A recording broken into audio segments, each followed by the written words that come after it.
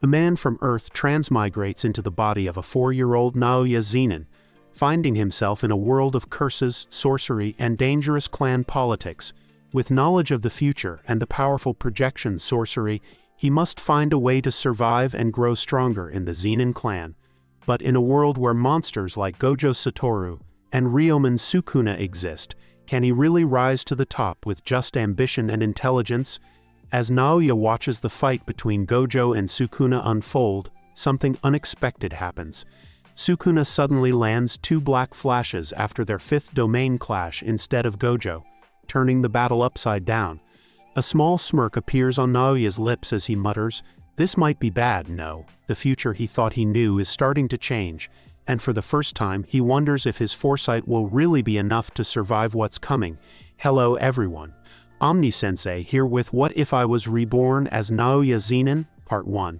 If you enjoy this content, please smash the like button. If you haven't already, please subscribe to the channel. Don't forget to check out the original story, linked in the description. I hope you enjoy listening to it. Beneath the sprawling branches of an ancient tree in the Zenin estate, a young boy sat in quiet contemplation. Naoya, scratched his head, still adjusting to the reality of having transmigrated into this 4-year-old body just 2 days ago. Ugh. At least I didn't get transmigrated into some random person, Naoya muttered to himself, his voice barely above a whisper. Imagine ending up in this world without knowing its jujitsu kaisen and getting killed by a curse before even figuring out what's going on. The thought sent a shiver down his spine, but he quickly brushed it off. He was here now, and he had to make the most of it. His past life hadn't been anything extraordinary. Born into a wealthy family as a second-generation heir, he had attended elite schools, lived comfortably, and followed the predictable path laid out for him. It was a life devoid of excitement, a typical existence that now felt like a distant dream. But here, in this world of curses and sorcery, he had a chance to be something more. I'm the same age as Gojo Satoru, huh? Naoya muttered under his breath, his voice tinged with a mix of frustration and awe. Gojo Satoru, the man who would one day become the strongest sorcerer of the modern era. The thought alone was enough to make Naoya's chest tighten. If only I'd been transmigrated into Gojo's body instead. He cursed, letting out a heavy sigh. The idea was tempting, almost intoxicating. To wake up in the body of someone so inherently powerful, someone who could reshape the world with a flick of his wrist, it would have been a dream come true. "Young master, the clan head is calling for you," a voice interrupted, cutting through Naoya's thoughts. He blinked, pulled back to reality, and turned to see a servant bowing respectfully. With a nod, he rose to his feet, brushing off the grass that clung to his clothes. At just 4 years old, Naoya had already awakened his curse technique, an achievement that sent waves through the Zenin clan. It happened a month ago, on the very day he turned 4. When Naobito, the clan head, found out that Naoya had inherited projection sorcery, one of the Zenin clan's most powerful techniques, his usually unreadable expression wavered for a moment, revealing a flicker of pride. Naoya made his way to the main hall, his small footsteps echoing softly against the polished wooden floors.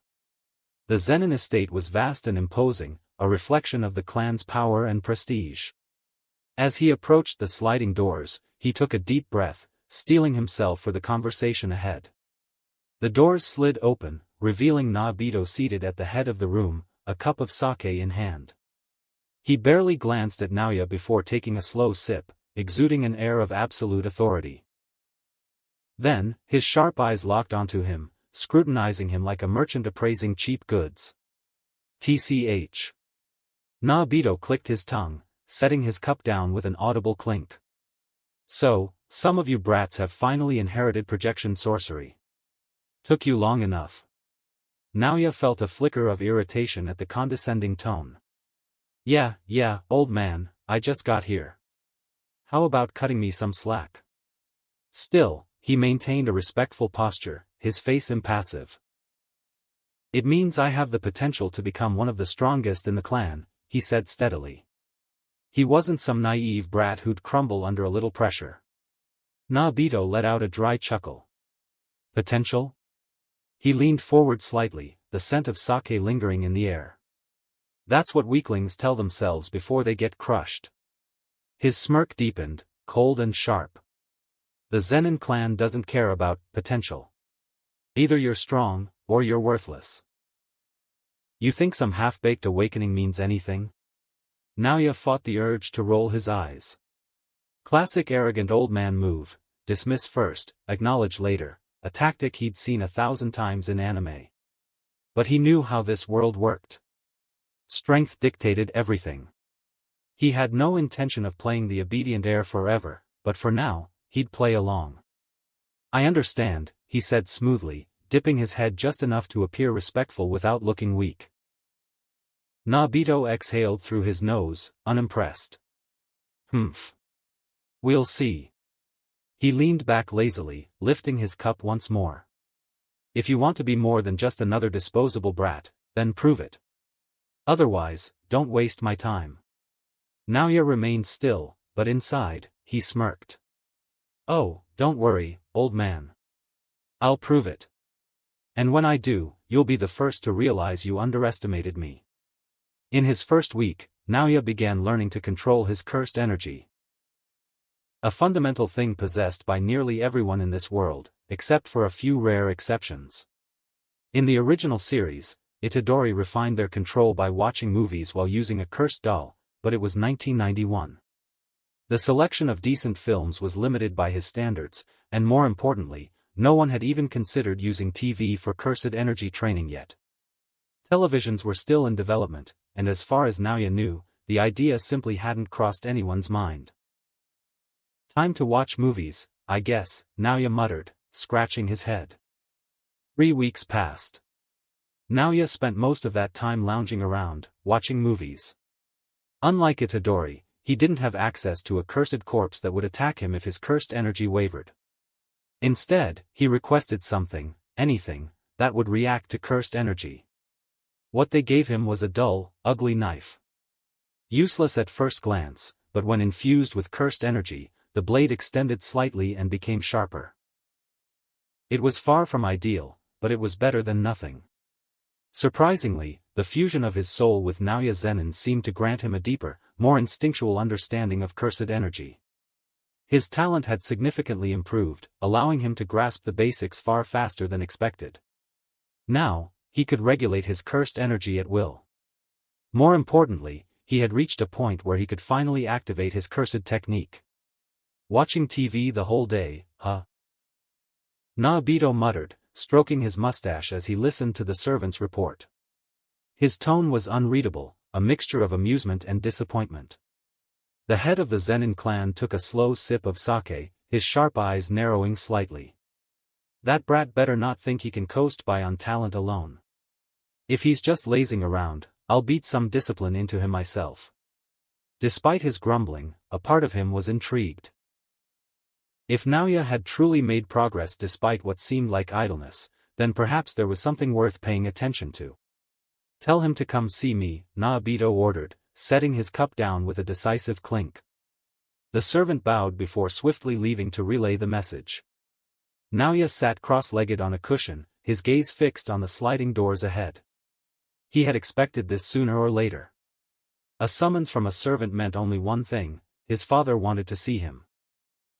The doors slid open with a quiet whoosh, revealing Nobito lounging at the head of the room, a cup of sake in hand.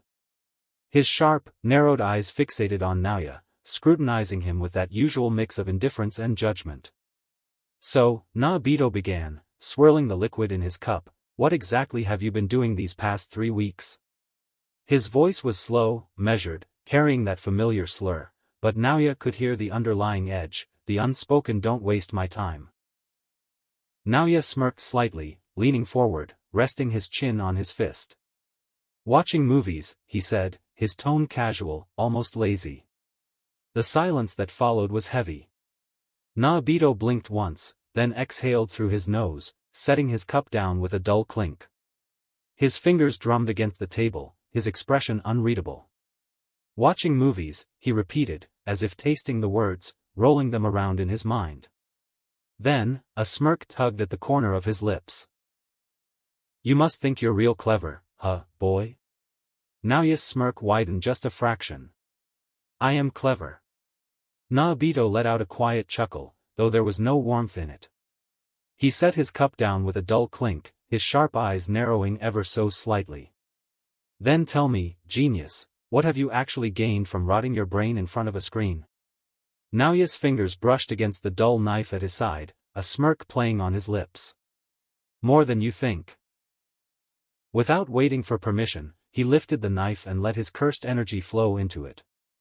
The once unimpressive blade shimmered, elongating as its edge sharpened to a dangerous gleam. The air around it crackled subtly, a visible display of control. Naobito's eyes flickered, not with surprise, but with interest.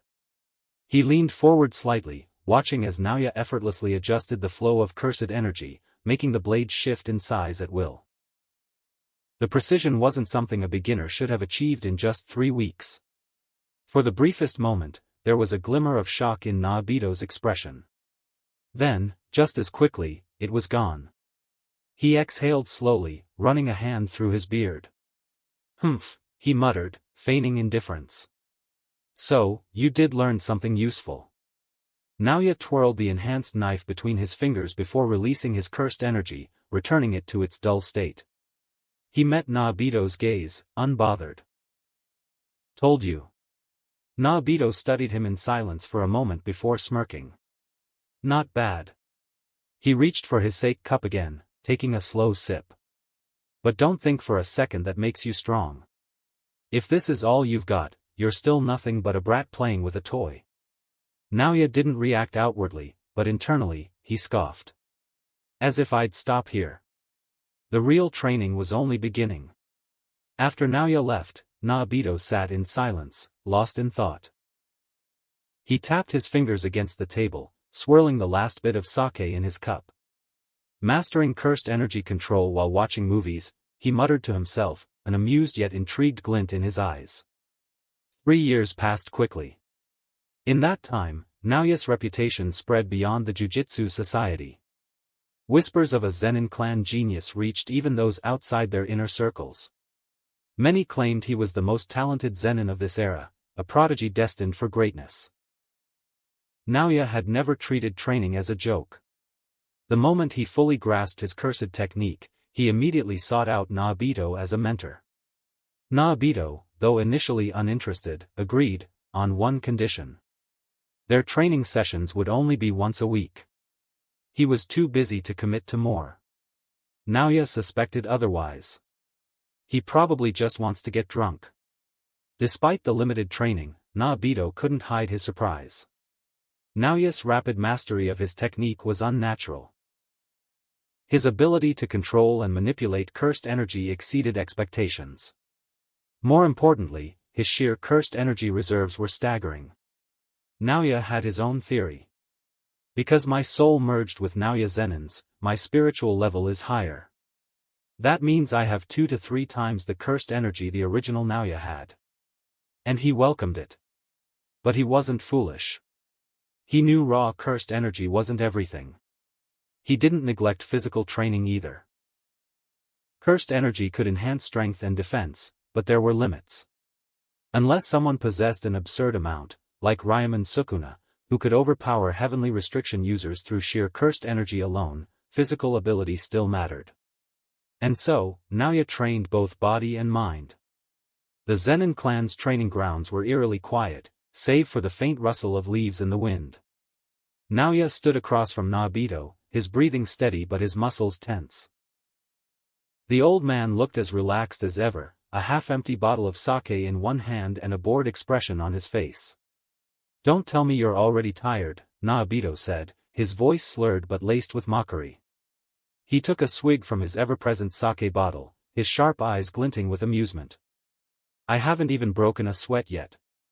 Naoya didn't respond. Instead, he focused, his cursed energy flaring as he activated his technique. But his mind wandered for a moment, reflecting on the stark contrast between his past life and the one he now lived. In his past life, Naoya had never forced himself to work hard. There had been no need. His family had already planned everything for him, his education, his career, his future. He had lived comfortably but aimlessly, drifting through life without any real purpose or drive. Back then, he hadn't cared about pushing his limits or achieving greatness. Why would he? Everything had been handed to him on a silver platter. But now, everything was different. In this world of curses and sorcery, Naoya had a goal, a burning desire to rise above the rest. He remembered the existence of Gojo Satoru, the man who would one day become the strongest sorcerer of the modern era. The thought of someone like Gojo, someone so inherently powerful, was both infuriating and motivating. He refused to settle for mediocrity. Projection Sorcery, 24 frames. The world around him seemed to slow, each movement broken down into precise, calculable steps. He dashed forward, his fist aimed squarely at Naobito's chest. But the old man was faster. Too slow, Naobito muttered, sidestepping the attack with ease. Before Naoya could react, a sharp pain exploded in his side as Naobito's elbow connected with his ribs, sending him sprawling to the ground. Naoya gritted his teeth, pushing himself back to his feet. His ribs ached, but he refused to show it. Again, he said, his voice firm. Naobito raised an eyebrow, a smirk tugging at the corner of his mouth. Stubborn brat, he said, taking a swig from his bottle. Fine. Let's see how long you can keep this up. This time, Naoya didn't rush in. He studied Naobito's movements, his eyes narrowing as he looked for an opening. The old man was fast, ridiculously fast, but he wasn't infallible. Naoya feinted left, then darted right, his movements sharp and deliberate. He aimed a low kick at Naobito's legs, but the old man simply stepped over it, his expression unimpressed. Predictable, Naobito said, his voice dripping with disdain. He countered with a swift jab, but Naoya managed to block it this time, the impact reverberating through his arms. Naoya's mind raced. He needed to think outside the box. Projection sorcery wasn't just about speed, it was about precision, about breaking down movements into frames and exploiting the gaps. He activated his technique again, the world slowing around him. This time, he didn't go for a direct attack. Instead, he circled Naobito, his movements fluid and calculated. Naobito watched him with mild interest, his sake bottle still in hand. What's the matter? Scared to come at me? Naoya didn't take the bait. He waited, his patience razor-thin but his focus unwavering. Then, he saw it, a slight shift in Naobito's stance, a momentary lapse in his guard. He struck. His fist shot forward, aimed at Naobito's shoulder. For a split second, it looked like it would connect. But Naobito was faster. The old man twisted out of the way, his movements almost too quick to follow. Before Naoya could react, a sharp pain exploded in his back as Naobito's foot connected with his spine, sending him crashing to the ground. Naoya groaned, his body screaming in protest as he pushed himself back to his feet. His vision blurred for a moment, but he shook it off, his determination unwavering. Again, he said, his voice steady despite the pain. Naobito let out a dry laugh, setting his sake bottle down on the ground. You've got guts, I'll give you that, he said, his tone almost approving. But guts alone won't cut it in this world. You need more than just raw talent to survive. Naoya didn't respond. He simply reset his stance, his eyes locked on Naobito. The old man smirked, cracking his knuckles. All right, brat. Let's see what you've got. Naoya this, Naoya that. Naoya, Naoya. Gojo Zenin slammed his fist against the tatami floor, his face twisted in frustration. Everyone keeps talking about him like he's some kind of prodigy, he spat, his chins wobbling from the force of his movements. Gojo Zenin, the eldest son of Naobito and Naoya's older brother, was not a handsome man. At 16, he was overweight, thick-jawed, and had the kind of face that made people instinctively look away. But in his mind, he was the real heir of the Zenin clan, not some smug little brat who got lucky with talent.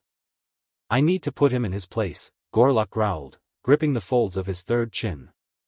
Make him understand what real jujitsu is. His beady eyes scanned the room before landing on one of his servants. With a thick, stubby finger, he pointed straight at the trembling man. "Hey, you!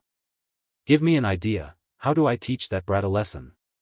The servant stiffened, feeling his heartbeat spike. Shit. He needed to come up with something fast. Gorlock wasn't known for his patience. If he hesitated too long, he might get ordered to do something unpleasant. Or worse, get killed for no reason, as had happened to plenty of others before him. That's why I hate working in this damn clan. He cursed internally, forcing his brain to work at full speed. The servant swallowed hard before speaking. "You could simply ask for a duel," he blurted out. "Say you just want to test him and help point out some of his mistakes." Gorlock narrowed his eyes, considering the idea. "Everyone knows how arrogant that brat is," the servant continued, trying to sound confident. "I'm pretty sure he won't refuse." For a moment, there was silence. Then, a wide, greasy grin spread across Gorlock's face. "Ha! Not bad." He chuckled, his stomach jiggling with the movement. That little bastard's ego won't let him back down. He leaned back, already imagining the moment he would humiliate Naoya in front of the clan. "Fine. Set it up." He thinks he is strong just because he inherited a good technique. Naoya leaned back against the tree, the shade casting a cool contrast against the warm afternoon air. He tapped his fingers against his knee, amusement flickering in his sharp eyes. A 16-year-old challenging a 7-year-old, he mused, his smirk widening. Does the Zenin clan have no shame? The servant swallowed, hesitant. He said he only wants to tutor you and help you out, but if you don't want to participate, Master Naoya, I will. Naoya cut him off with a sharp glance. What's the grade of my so-called brother? Semi-grade 2, the servant answered quickly. But that's just on paper. He can handle a grade 2 curse without much trouble. Naoya's smirk deepened. A semi-grade 2 at 16? How laughable for so-called one of the 3 major clans in Jiu-Jitsu. That will be interesting, he murmured. The servant hesitated. So, shall I inform them that you accept? Naoya let out a small chuckle. Of course. It would be rude to keep my dear older brother waiting. Standing up, he stretched his arms before heading back inside. If he was going to entertain his older brother's challenge, he might as well put on a good show. The training grounds of the Zenin estate were packed with spectators. Elders, younger clan members, and even some servants had gathered, all curious about how this duel would unfold. After all, it wasn't every day that a 16-year-old semi-grade 2 challenged a 7-year-old. Gorlock was already in the field, arms crossed over his massive chest, his bloated figure exuding overconfidence. His smirk widened as he watched Naoya approach, his beady eyes gleaming with a mix of hatred and disdain. Took you long enough, Gorlock sneered, his voice dripping with contempt. I was starting to think you'd run away. His tone was sharp, each word laced with venom, as if he'd been waiting for this moment to unleash his pent-up frustration. Naoya merely tilted his head, amusement flickering in his sharp gaze. He took his time, his steps deliberate and unhurried, as if he were strolling through a garden rather than walking into a duel. When he finally spoke, his voice was calm, almost bored. Run? From this? He gestured lazily at Gorlock, his hand sweeping up and down as if to emphasize the older boy's unimpressive physique. Then, with a dramatic shake of his head, he added, I can't believe we share the same blood. Are you sure we're related? I fail to understand how an inferior creature like you could possibly be connected to me. Could you be adopted? The crowd of onlookers, clan members, elders, and even a few servants, let out a collective gasp. Some stifled laughter, while others exchanged uneasy glances. Gorlock's face turned red, his fists clenching so tightly that his knuckles turned white. The hatred in his eyes burned brighter, but Naoya didn't flinch. If anything, his smirk only deepened. A vein bulged on Gorlock's forehead as his face contorted in rage. I will make you regret every word you say. Jumping over you might be faster than going around, Naoya interrupted, his tone completely casual. You little Cristiano McDonaldo, Naoya muttered. Gorlock blinked. What did you just say? Lionel Pepsi. Confusion replaced anger on Gorlock's face. What the hell are you talking about? Naoya sighed dramatically, shaking his head. I was just testing if your brain was as slow as your movements. Turns out, I was right. Laughter rippled through the audience, some struggling to hold back their chuckles while others openly smirked. Gorlock's cursed energy flared violently. You little. I'm going to break every bone in your body. Naoya merely smirked. That's assuming you can touch me. One of the Zenin elders raised his hand. Enough. The duel begins now. The moment the signal was given, Gorlock lunged forward, his massive frame moving with surprising speed. His fist, cloaked in cursed energy, tore through the air, aimed directly at Naoya's head. But Naoya was already gone. With effortless grace, he sidestepped, his body barely shifting as Gorlock's punch struck nothing but empty space. Before his older brother could even register what had happened, Naoya's fingers brushed against his arm, his technique activating in an instant. Gorlock's entire body froze. For a single second, he was trapped inside an animated frame, his form stiff and motionless like a paused film reel. And then... crack! Naoya's cursed energy-coated fist slammed into the frozen frame, shattering it like fragile glass. The force sent Gorlock hurtling backward, his body twisting midair before he crashed into the ground, coughing violently. Naoya exhaled, shaking his hand slightly. TCH. I barely even tried. A heavy silence fell over the field. Then, hushed murmurs broke out among the spectators. Was that the projection sorcery technique? One voice whispered in awe. It looks insanely strong. Another muttered. So the rumors were true, Naoya's hype wasn't for nothing. As Naoya turned to leave, he heard Gorlock's voice, strained, furious, and filled with desperation. I'm not done yet. Naoya paused, glancing over his shoulder. Gorlock was struggling to his feet, his body trembling from the impact, but his eyes burned with frustration and wounded pride. A smirk tugged at the corner of Naoya's lips. Oh. Still breathing? I must have gone too easy on you. I guess your body type comes with advantages too, Naoya mused, taking slow, deliberate steps toward him. Gorlock wiped the blood from his mouth and sneered. I underestimated you, but you will die here. Cursed energy flared violently around him as he activated his innate technique. The ground cracked beneath his feet, waves of energy distorting the air around him. Gorlock's body began to shift unnaturally, his bloated flesh rippling as cursed energy surged through him. Veins pulsed beneath his skin, swelling grotesquely. Naoya raised an eyebrow. Oh. Some kind of enhancement technique? My technique allows me to boost my strength, speed, and durability up to 5 times for 1 minute, Gorlock said, his tone brimming with confidence. Naoya narrowed his eyes slightly. Revealing one's hand, huh? A commonly used binding vow among jujitsu practitioners. By divulging how their curse technique works, they can increase its effectiveness or even mislead their opponent. I was just going to humiliate you, Gorlock continued, grinning viciously, but now you've forced me to kill you.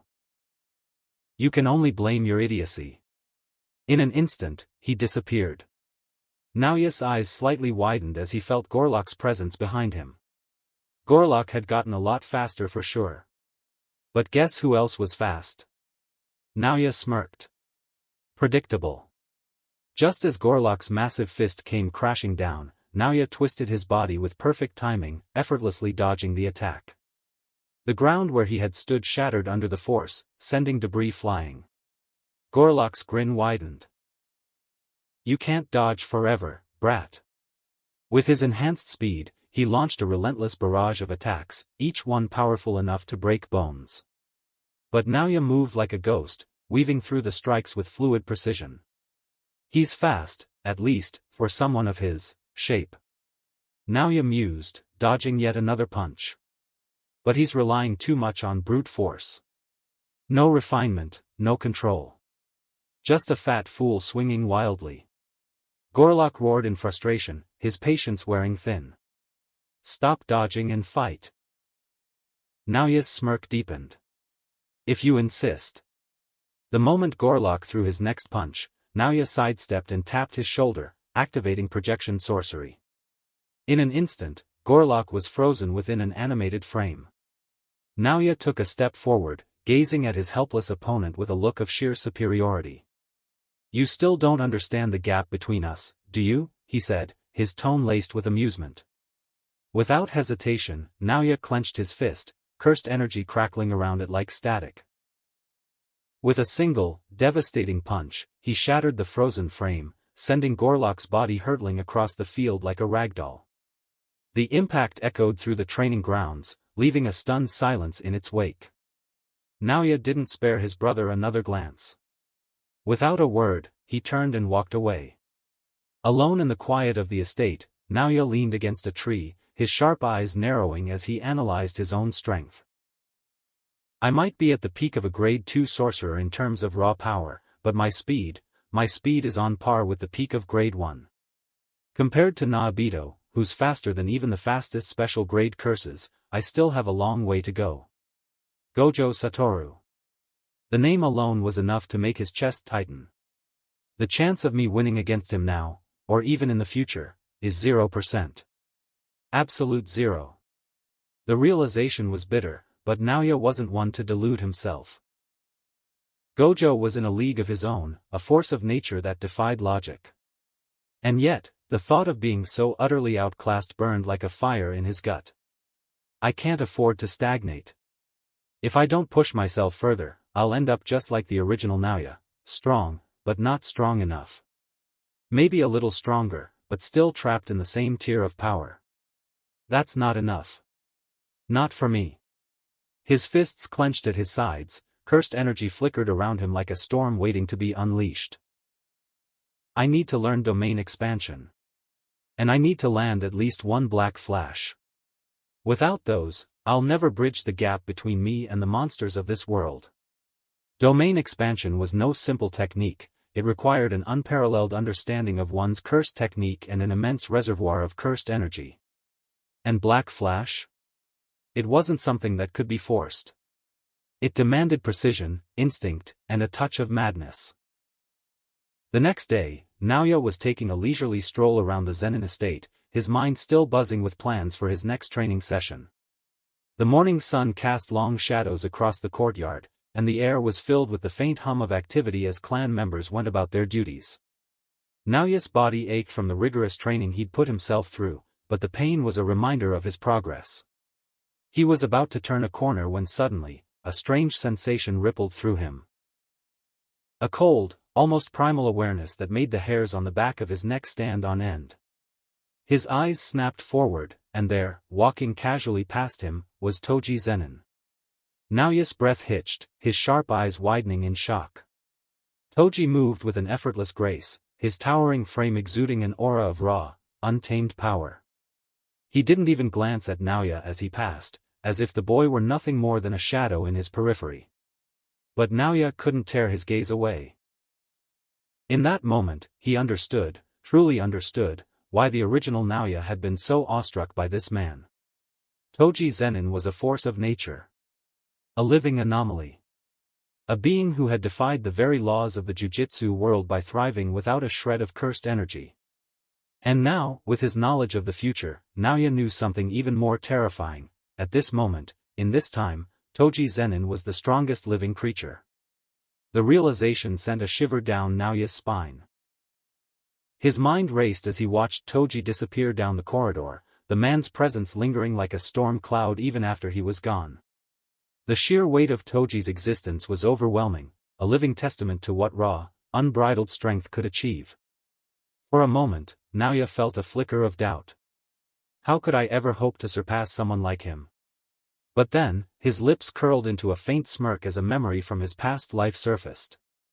I need to relax, he muttered to himself, shaking his head. No need to feel doubtful. Toji's just a homeless guy who didn't want to pay child support. Hell, he even killed himself to get out of it. The absurdity of the thought made him chuckle, the tension in his shoulders easing slightly. The memes and jokes from his previous life had a way of putting things into perspective, even in this world of curses and sorcery. Toji might be a monster in terms of strength, but in the grand scheme of things, he was also kind of a mess. A ridiculously powerful mess, but a mess nonetheless. Naoya's smirk widened as he straightened up, his confidence returning. Yeah, Toji's strong, but he's not invincible.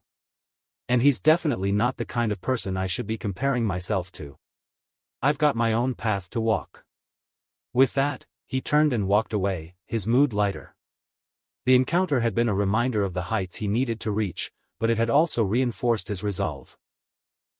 Toji Zenin might be a menace to society, but Naoya was determined to become something even greater, on his own terms. Later that day, Naoya found Nobito lounging in his usual spot, a cup of sake in hand and a bored expression on his face. Without hesitation, Naoya strode up to him, his tone casual but laced with determination. Hey, old man. I want to learn simple domain and falling blossom emotion. Nobito raised an eyebrow, his sharp eyes narrowing as he took a slow sip of sake. He didn't look surprised, if anything, he seemed mildly amused by Naoya's bluntness. It seems your manners are declining. Or maybe you've just gotten too comfortable around me. Naoya smirked, leaning against the wall with his arms crossed. Over time, he'd grown familiar with Nobito's quirks, and the old man had, in turn, developed a begrudging tolerance for Naoya's lack of formality.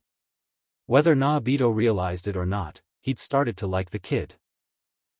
Or at the very least, found him less irritating than the rest of the clan. What can I say? You're not as scary as you think you are. Besides, I'm not here to waste your time. I'm here to get stronger.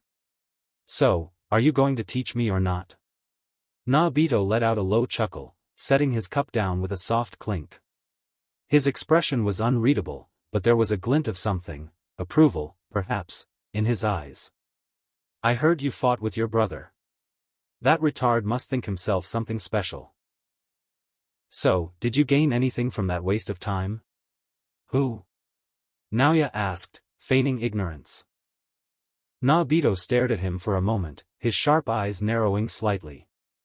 Then, with a sigh, he clarified, I'm talking about Gorlock. Oh, you meant Barako Beast, Naoya chuckled, his smirk widening. My bad. Nobito's lips twitched, almost as if he were fighting back a smirk of his own. But how cruel of you, saying that about one of your sons, Naoya added, his tone dripping with sarcasm.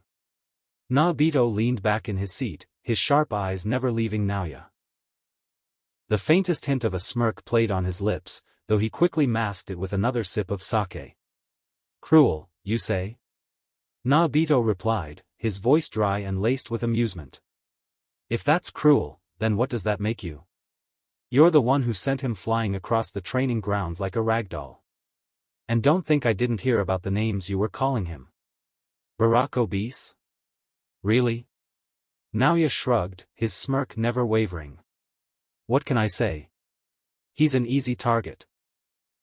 Besides, if he's going to challenge a 7-year-old, he deserves a little humiliation.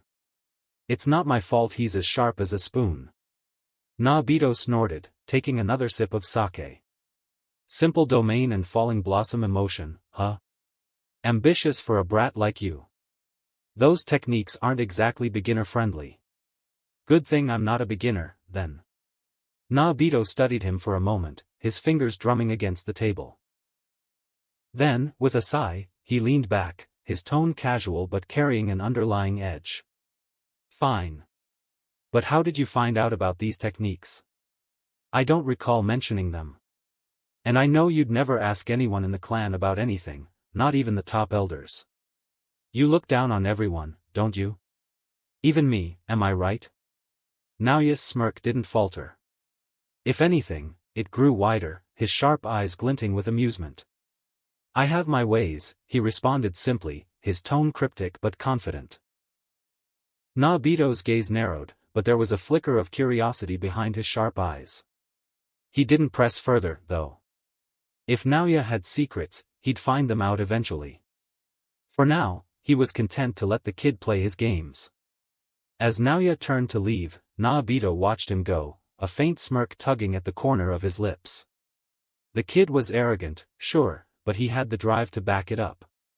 And if Naobito was being honest with himself, which he rarely was, he might have even admitted that he was starting to enjoy their little exchanges. But of course, he'd never say that out loud. Meanwhile, in a different part of the jujitsu world, 7-year-old Gojo Satoru lounged lazily on a training mat. His mentor, a stern-faced man with a clipboard in hand, stood nearby, clearly trying to maintain his composure despite Gojo's lack of interest.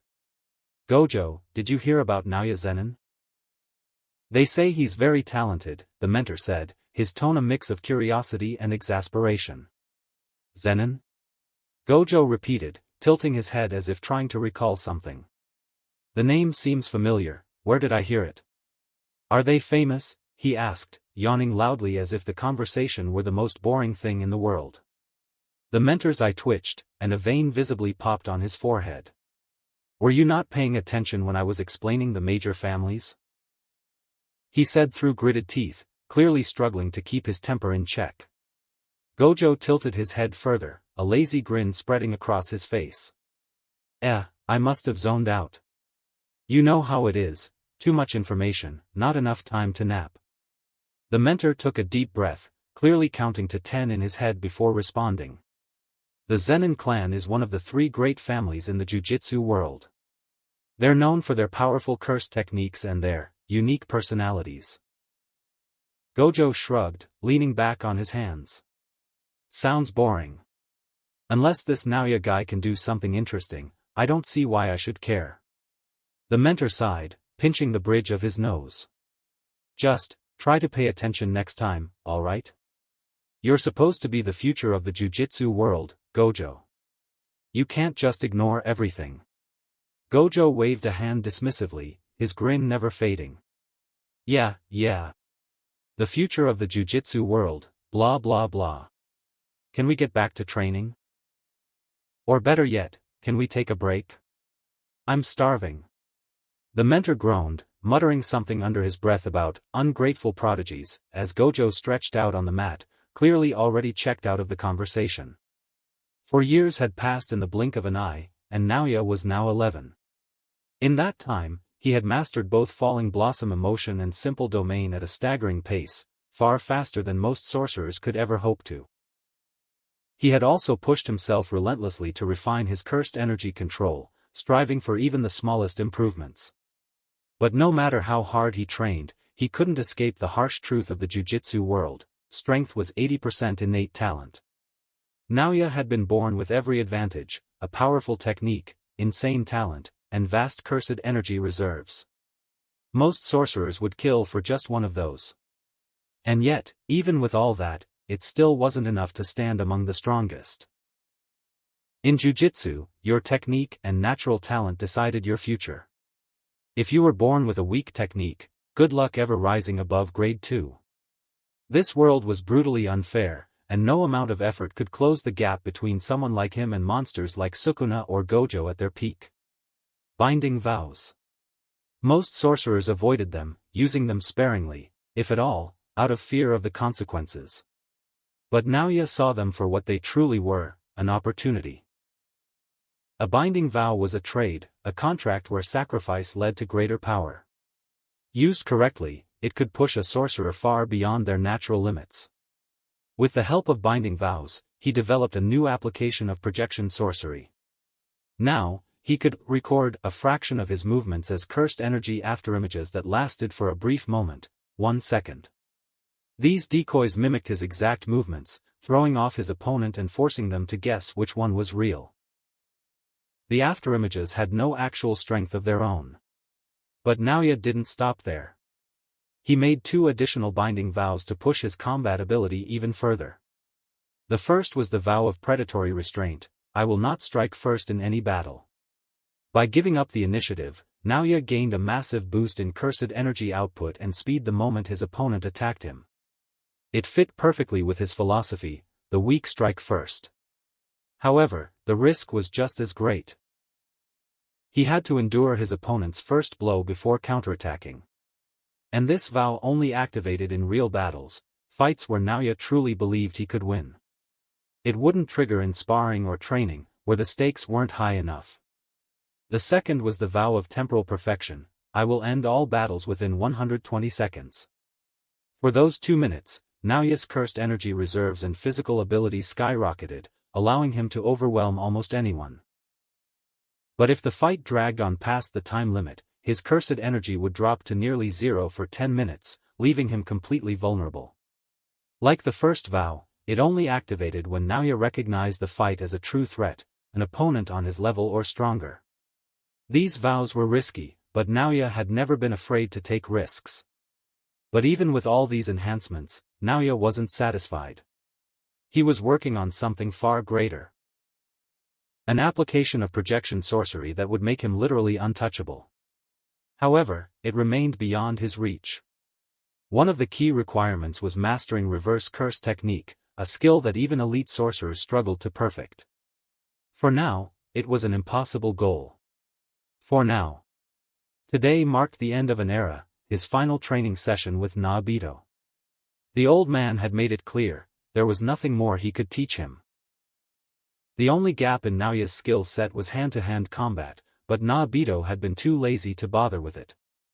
In typical fashion, he had simply shrugged and said, "You'll figure it out on your own anyway." And he wasn't wrong. Naoya stood facing Naobito in the training grounds, his hair slightly disheveled and falling over his eyes. He took a long, steady breath, his sharp gaze locking onto Naobito's. The air between them was thick with tension. 2 minutes, Naoya said calmly, lifting his hand and holding up 2 fingers. Naobito raised an eyebrow, his usual lazy smirk faltering for a moment. He grunted, clearly confused. But before he could say anything more, he felt it, Naoya's cursed energy surging with unnatural speed, a palpable wave of power that made the air around them crackle. In an instant, Naobito's demeanor shifted. He tossed aside his bottle of sake, the glass shattering against the ground as he straightened up, his sharp eyes narrowing. For the first time in a long while, Naobito looked serious. "I'll give it my all in those 2 minutes, Naoya declared. Well, Naobito muttered, a faint smirk tugging at the corner of his lips. "Let's see what you've got." Naoya didn't respond. His expression was calm. The vow of temporal perfection had been activated, and the clock was ticking. Naobito, despite facing an 11-year-old, felt a rare flicker of caution. He wasn't one to underestimate opponents, even if they were decades younger than him. The way Naoya's cursed energy surged, the way his eyes gleamed with focus, it was enough to make Naobito tighten his guard. He knew that if he let his guard down, even for a moment, he could find himself in a bad situation. The battle between them was unique. Both wielded projection sorcery, a technique that allowed them to break down movements into frames. However, their identical techniques cancelled each other out, meaning neither could freeze the other in a frame. This meant the fight would come down to raw speed and power, who could move faster, hit harder, and outmaneuver the other. Naoya knew that Naobito was still faster than him. Even with the vow of temporal perfection amplifying his cursed energy and physical stats, Naobito's decades of experience and natural speed gave him the edge. But Naoya had a plan. If he could activate his vow of predatory restraint, he might be able to close the gap in speed, at least temporarily. If he could match Naobito's speed, he might have a chance to land a decisive blow. Naobito, for his part, was no pushover. In his 70s, he had been strong enough to be able to solo Dagon, a special grade curse, without even allowing it to open its domain expansion. Now, 16 years younger, he was even more formidable. His speed, precision, and raw power were almost at their peak, and he had no intention of letting some upstart brat, even one as talented as Naoya, get the better of him. The two stood facing each other, the air crackling with cursed energy. Naobito's usual lazy smirk was gone, replaced by a focused, almost predatory expression. Naoya, on the other hand, remained calm, his mind racing as he calculated his next move. "I'll give you the first blow."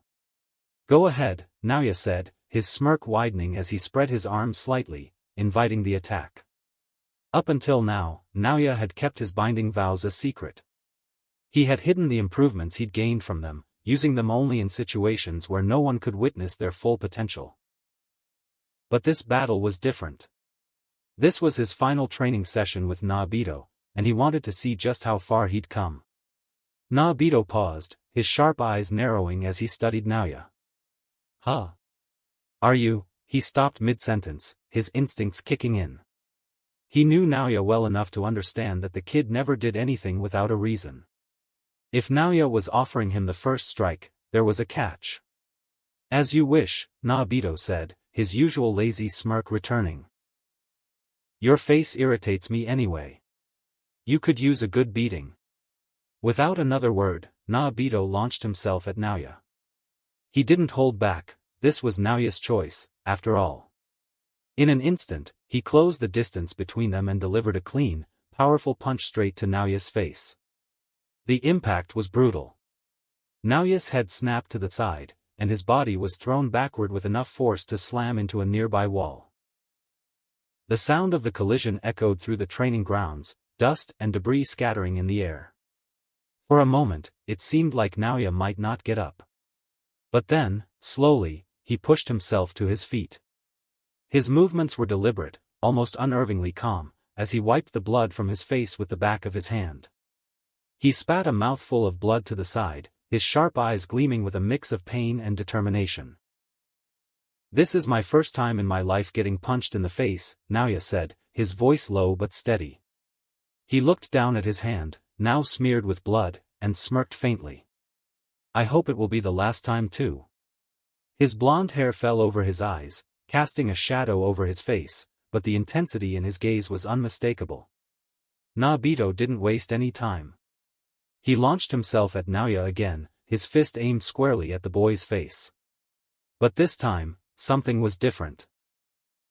Naobito's fist connected, but instead of the satisfying impact of flesh, he felt nothing. His eyes widened as he realized too late that he had punched something else. Before Naobito could react, a sharp pain exploded in his face as Naoya's foot connected with his jaw, sending him flying backward. Naoya stood tall, his expression calm but his eyes burning with intensity. That really hurt, he said, his voice laced with a dangerous edge. Now it's my turn. Naobito wiped the blood from his mouth, his sharp eyes narrowing as he stared at Naoya. For the first time in a long while, he looked genuinely surprised. What was that? He asked, his voice tinged with confusion and curiosity. Was that an application of projection sorcery? Naoya's smirk widened, but he didn't answer immediately. Instead, he took a step forward, his movements deliberate and calculated. The air around him seemed to crackle with cursed energy, the afterimages of his decoys flickering in and out of existence like ghosts. You could say that, Naoya finally replied, his tone casual but carrying an underlying edge. I've been working on a few improvements. Thought I'd test them out on you. Naobito's eyes gleamed with a mix of amusement and intrigue. He straightened up, his usual lazy smirk returning, though there was a newfound sharpness to his gaze. Improvements, huh? You've been holding out on me, brat. Naoya shrugged, his smirk never fading. Man, if I were you, I'd fake an injury and leave right now. As the head of the legendary Zenin clan, getting kicked by an 11-year-old, really? Naoya taunted, his voice dripping with mockery. Naobito chuckled, though there was no warmth in it. Well, don't get too cocky. Naoya knew he was running out of time, his vow of temporal perfection had less than 2 minutes left. So why was he wasting time talking instead of pressing the attack? The answer was simple, Naoya didn't want to win by catching Naobito off guard. Even though it was unlikely, he wanted to test his true strength against Naobito at his full power. Without another word, Naoya launched himself at Naobito, his speed amplified to its peak. The two began trading blows. Naoya's strikes were powerful, each one fueled by his immense cursed energy reserves and the physical enhancements granted by his binding vow. Naobito, despite being pushed back, met each attack with equal ferocity. For the first time, Naoya's hits were actually hurting Naobito. The old man grunted as a particularly powerful strike landed on his shoulder, forcing him to take a step back. Naoya's cursed energy was overwhelming, and so was his physical strength, and with the vow boosting his strength, even Naobito could feel the impact. But Naobito wasn't done yet. Naoya might have had the upper hand in cursed energy and raw strength, but Naobito had something even more important: experience. He didn't need youth or overwhelming power to win. His skill in combat was unmatched. He knew how to read his opponent, spot weaknesses, and turn the fight in his favor with nothing but technique and instinct. As Naoya kept up his assault, Naobito adjusted. He began reading Naoya's movements, countering every strike with precise, well-placed attacks. Every time Naoya thought he had an opening, Naobito was already there, blocking or slipping away like it was second nature. Even as he took blow after blow, the old man's smirk never wavered. "Damn, I really thought you were gonna be a challenge," Naobito said, his voice calm and laced with mockery despite the intensity of the fight. "My bad for expecting too much." Naoya gritted his teeth, his cursed energy flaring as he pushed himself even harder. His strikes grew faster and more powerful, but Naobito continued to evade or deflect them. The old man's taunts were getting under his skin, but Naoya refused to let it show. "Wow, I must really bring out the best in you," Naoya shot back, his tone dripping with sarcasm. "You're never this competent, are you?" "You brat," Naobito growled, his usual calm slipping for the first time. He swung at Naoya, but his fist hit nothing, a mere afterimage. The real Naoya was already behind him, striking his side before darting away. TCH. For the next minute, the battle raged on with no clear winner. The training grounds were in ruins, the ground cracked and torn from the sheer force of their clashes. Cursed energy crackled in the air, each strike ringing out like rolling thunder. Naoya's afterimages flickered in rapid succession, a blur of decoys that forced Naobito to stay sharp, his senses pushed to their limit. 27 seconds left. Is this my limit? Naoya thought, his breathing heavy as he dodged another of Naobito's strikes. His body screamed in protest, exhaustion creeping in. But he couldn't stop. Not yet. 24 seconds left.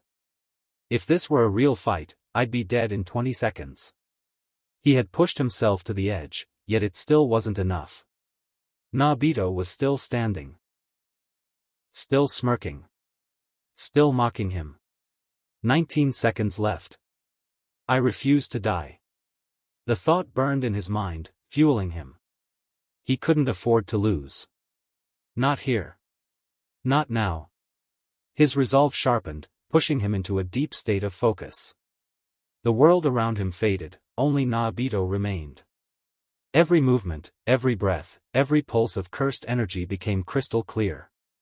17 seconds left. And then it happened. As Naoya managed to land a punch on Naobito's left hand, his cursed energy sparked, black.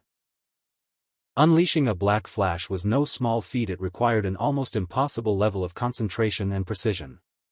Not even Satoru Gojo, the strongest sorcerer of the modern era, could pull it off at will.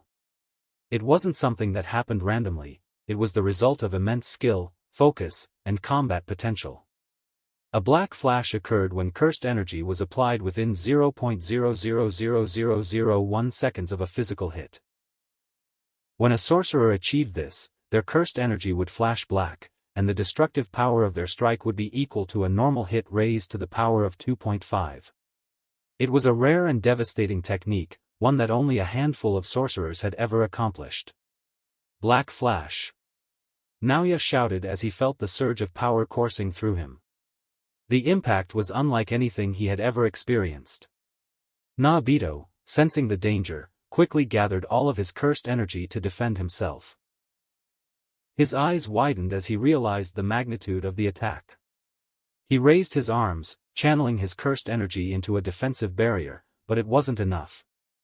The black flash tore through his defenses like paper, the destructive power of the strike amplified to an unimaginable degree. The force of the strike sent Naobito flying backward, his body slamming into the ground with a deafening crash. Dust and debris filled the air, and for a moment, everything was still. According to Aoi to do, the difference between those who had used Black Flash and those who had not was like the difference between heaven and earth. It wasn't just about raw power, it was about understanding the essence of cursed energy on a deeper level. For those who had experienced it, manipulating cursed energy became as simple and natural as breathing. It was a state of heightened awareness, a feeling of omnipotence, as if the world itself revolved around them. This state allowed the user to operate at 120% of their maximum potential, pushing them far beyond their usual limits. "Is this my cursed energy?" Naoya muttered, feeling the flow of his energy like never before. It was smooth, effortless, and intoxicating. He chuckled softly, a grin spreading across his face. "I might get addicted to this." Naobito, meanwhile, quickly pushed himself to his feet, clutching his left arm, which was heavily bleeding from the impact of the Black Flash. His eyes narrowed as he stared at Naoya. "Black Flash, huh?" he muttered under his breath. "Will this brat ever stop surprising me?" Before Naobito could fully recover, Naoya blurred into motion, appearing at his side in an instant. Naobito's eyes widened, too late. Naoya's foot slammed into his ribs, sending him flying backward. The sheer speed of the attack caught him off guard. Naoya was faster now, far faster than he had been just moments ago. Naoya landed gracefully, his smirk widening as he watched Naobito skid across the ground. "Hey, after I win, do you need a ride to the hospital?" he called out, his tone dripping with sarcasm. "I mean, I won't drive you, but I'll call someone." Naobito pushed himself to his feet, his expression darkening. "I haven't lost yet." Naobito appeared in front of Naoya in an instant, reaching for his hand, but Naoya dodged with a sharp pivot. Without hesitation, Naobito adjusted and delivered a swift, precise kick that sent Naoya flying backward, skidding across the cracked training ground. But just as Naobito prepared to press his advantage, a sudden, searing pain shot through his side. His breath hitched, and his legs buckled as he dropped to one knee, a rare moment of vulnerability. His hand instinctively clutched his torso, fingers trembling slightly. His eyes widened in realization. At the exact moment their blows had connected, Naoya had slipped in a devastating punch to his liver. It wasn't just luck. It was precise. Intentional. And it hurt like hell. Naoya had never been able to pull off something like this against him before, but now, he was different. This was only possible because he had entered a state beyond his limits, a state known as the zone. 3 seconds left. Naobito let out a low chuckle despite the sharp pain radiating from his side. "You sneaky little," he muttered, his voice laced with both irritation and amusement. Before he could rise, Naoya appeared in front of him in an instant, faster than before, completely locked in, his focus razor-sharp. With all his might, he drove his fist straight into Naobito's face. Boom! A shockwave burst from the impact, and for a split second, sparks of black energy crackled through the air, distorting space itself. Naoya grinned, his breath heavy but his eyes gleaming with triumph. "What's wrong?" "Can't move," he taunted, watching as Naobito staggered from the sheer force of the blow. "Guess you're not the fastest anymore." His fist was still tingling with cursed energy as he shouted the words, relishing the moment. Kakkasen. The sheer force of the blow was overwhelming, and Naobito's head snapped back as he was sent flying. Naoya grinned, his breath heavy but his eyes gleaming with triumph. He stood tall, his fist still tingling with the remnants of cursed energy as he watched Naobito's body crash to the ground, unconscious. 0 seconds left. Naoya's vow of temporal perfection had ended, but he didn't lose, and the fight didn't go over 120 seconds. Because of that, the binding vow didn't take all his cursed energy, it only took half, leaving him tired but not completely drained. Still, his body hurt, his muscles were sore, and his mind felt slow from exhaustion. He took a deep breath, his smirk slowly fading as the excitement of the fight wore off. Looking around at the destroyed training grounds, he could see how intense the battle had been. Without saying anything, he turned and walked to his room to rest. 1 week had passed since Naoya's fight with Naobito. Winning against the clan head had been a stroke of luck, but as Naoya often reminded himself, luck is also considered a power. The victory had solidified his reputation within the Zenin clan, and whispers of his strength and potential were spreading like wildfire. But Naoya wasn't one to rest on his laurels. He knew that luck alone wouldn't carry him to the top. Today, however, the mood in the Zenin estate was somber. News had spread that one of the high-ranking elders, Oji Zenin, the younger brother of Naobito and Naoya's uncle, had welcomed twins into the world. While the birth of children was usually a cause for celebration, in the Zenin clan, twins were seen as a curse rather than a blessing. The clan believed that twins disrupted the flow of cursed energy, often resulting in one or both siblings being born with weak or no cursed energy at all. In a clan obsessed with power, tradition, and the strength of cursed techniques, twins were treated as defects. They were often cast aside, excluded, or outright abandoned, seen as lesser compared to their relatives with greater abilities. It was a harsh reality, but one that had been ingrained in the Zenin clan for generations. Naoya, however, saw things differently. He knew something the rest of the clan didn't, that in the future, these twins would play a pivotal role in the downfall of the Zenin clan. As Naoya walked toward Oji Zenin's house, he didn't bother knocking or announcing himself. He planned to walk right in without a second thought.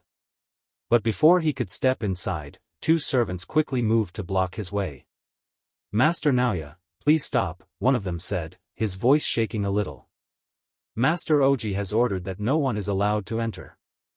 The other servant forced a nervous smile and nodded. "Thank you for understanding, Master Naoya."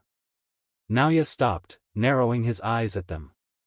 For a moment, he just stared, his expression unreadable. Then, a small smirk appeared on his face. "Oh." He chuckled, his tone light but with a hint of danger. "Is that so?" The servants exchanged worried looks. They knew Naoya wasn't someone they wanted to upset, but they also couldn't ignore Oji's orders. Before they could say anything else, Naoya moved. With a quick kick, he sent the first servant crashing to the ground. The second barely had time to react before Naoya shoved him aside with a flick of his hand. The 2 groaned in pain, but Naoya didn't even glance at them. "I don't remember asking for your opinion," he said coldly as he stepped inside. He didn't care about Oji's orders or what the servants had to say. If he wanted to enter, he would. That was how the Zenin clan worked, strength ruled everything, and Naoya wasn't about to follow anyone else's rules. But as he walked further into the house, he stopped at an unexpected sight. Oji Zenin stood in the hallway, his expression dark. His hand was already gripping the hilt of his katana. In an instant, he moved, the sharp blade pressing against Naoya's throat. The cold steel glinted in the dim light, a clear warning. Naoya, however, didn't even blink. His sharp eyes met Oji's, and his smirk only grew. He tilted his head slightly, almost as if he was enjoying the moment. "Hey there, uncle," Naoya said, his tone casual despite the blade at his neck. "You look upset. Did I walk in at a bad time?" Oji's eyes narrowed, and his grip on the katana tightened. The blade pressed slightly against Naoya's throat, a silent but clear warning. "You have no right to barge into my home, brat," he growled, his voice low and threatening. "What do you want?" Naoya's smirk didn't fade. If anything, it grew sharper. "Twins are a bad omen, Oji. Everyone knows that," he said, his tone smooth and mocking. "But hey, at least now your legacy will be twice as pathetic." Oji's face darkened with rage, veins bulging on his forehead as he tried to keep his composure. Naoya's words were like daggers, stabbing at his pride and insecurities. His grip on the katana tightened until his knuckles turned white, but he didn't strike, not yet. "Damn, Oji," Naoya continued, his voice light but dripping with venom. "First, you failed to surpass Naobito, and now you can't even produce a decent heir? If I were you, I'd start thinking about killing myself." Oji's patience snapped. His face twisted with rage, and without warning, he swung his katana at Naoya. But before the blade could connect, Naoya's cursed energy flared. In an instant, Oji was frozen in place, trapped within an animated frame. His body stiffened mid-strike, his expression locked in shock and fury. Naoya didn't hesitate. He stepped forward, his smirk widening as he delivered a powerful kick to the frozen frame. Crack! The sound echoed through the room as the frame shattered, sending Oji flying backward. The force of the blow launched him through the doorway and out of the house, his body crashing into the ground outside. Dust and debris filled the air, and for a moment, everything was still. Naoya stepped over the wreckage, his expression calm but his eyes gleaming with satisfaction. He barely spared Oji a glance as he walked past, his tone casual yet dripping with mockery. "Tell you what," Naoya said, his smirk never fading. "If one of them survives long enough, maybe I'll let them work under me as a servant, of course." As he got closer to the room where the newborns were kept, he could hear the soft sound of crying. The door was slightly open, and Naoya pushed it without hesitation. Inside, the room was dimly lit, and the air smelled of incense. A nursemaid stood next to the crib, her eyes widening in shock when she saw Naoya. "Master Naoya," she stammered, quickly bowing. "I wasn't told you would be coming." Naoya ignored her, his attention on the crib. He stepped forward, his sharp eyes narrowing as he looked down at the two babies. They were small, weak, and nothing special at first glance. "So these are the famous twins," Naoya said in a low voice, sounding like he was deep in thought. He reached out, his fingers hovering over one of the babies. The nursemaid tensed, gripping the edge of the crib, but she didn't dare to stop him. Naoya's eyes shone with a cold look as he stared at the newborns. His face was hard to read, his mind racing with ideas. "Should I kill them now?" he muttered, more to himself than anyone else. His fingers twitched slightly, like he was really thinking about it. But then, one of the babies, moved. Her tiny hand reached out, her fingers brushing against Naoya's. It was innocent, just a reflex, but it made him pause. He looked at her for a moment, his cold gaze softening just a little before turning sharp again. "Not only are they twins," Naoya said, his voice full of disappointment, "but they're also girls? How pathetic." He pulled his hand back, smirking, though it didn't have the same sharpness as before. "Worthless," he muttered, his tone full of disgust. "The Zenin clan is really falling apart if this is what we're producing now." The nursemaid stayed quiet, her head bowed low. She didn't say a word, but her hands shook slightly as she held onto the crib. Naoya glanced at her, his sharp eyes narrowing. "Keep them alive," he ordered, his voice cold and firm. "For now, at least. I have a feeling they'll be interesting." 4 years passed quickly. Naoya Zenin, now 15 years old, stood tall at 180 centimeters, 6 feet, his presence like that of an untamed beast. Years of physical training had sharpened his body and mind as he walked through the Zenin estate. Dressed in the clan's traditional clothing, he looked strong, his eyes filled with confidence and arrogance. Over the past years, Naoya had never stopped training, and his progress was nothing short of impressive. His control over cursed energy had improved a lot. Landing a black flash in his fight with Naobito had been a key moment, helping him understand cursed energy better and control it more precisely. That experience pushed his skills to a whole new level, making his techniques sharper and more effective. Naoya had also developed a new application of his projection sorcery, a technique he called frame fracture. The concept was simple: the world moves in 24 frames, so break its rhythm, and the world breaks with it. With frame fracture, Naoya applied the 24-frame rule of projection sorcery to the environment itself, treating objects, buildings, terrain, even air currents, as actors forced to follow rigid movement paths. For example, if a boulder was rolling down a hill, its motion would be segmented into 24 discrete frames. If it deviated from its path, say, by hitting a tree, it would violate the rule and shatter explosively. The technique's collapse trigger was just by touching a point. A building, the ground, or any non-living object, Naoya could apply the 24-frame rule to it. If anything interacted with that point in a way that broke the rule, a frame fracture would occur instantly. Whether it was a person stepping on the affected ground or an object crashing into it, any violation of the rule would result in a sudden explosion or implosion. However, using this ability required a huge amount of cursed energy.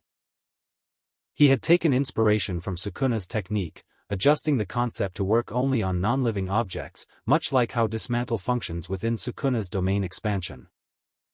The third and final improvement he made was extending the frozen time for animate frames to 10 seconds. This meant that when he used Projection Sorcery on a living target, instead of freezing them for just a moment, he could hold them still for up to 10 full seconds.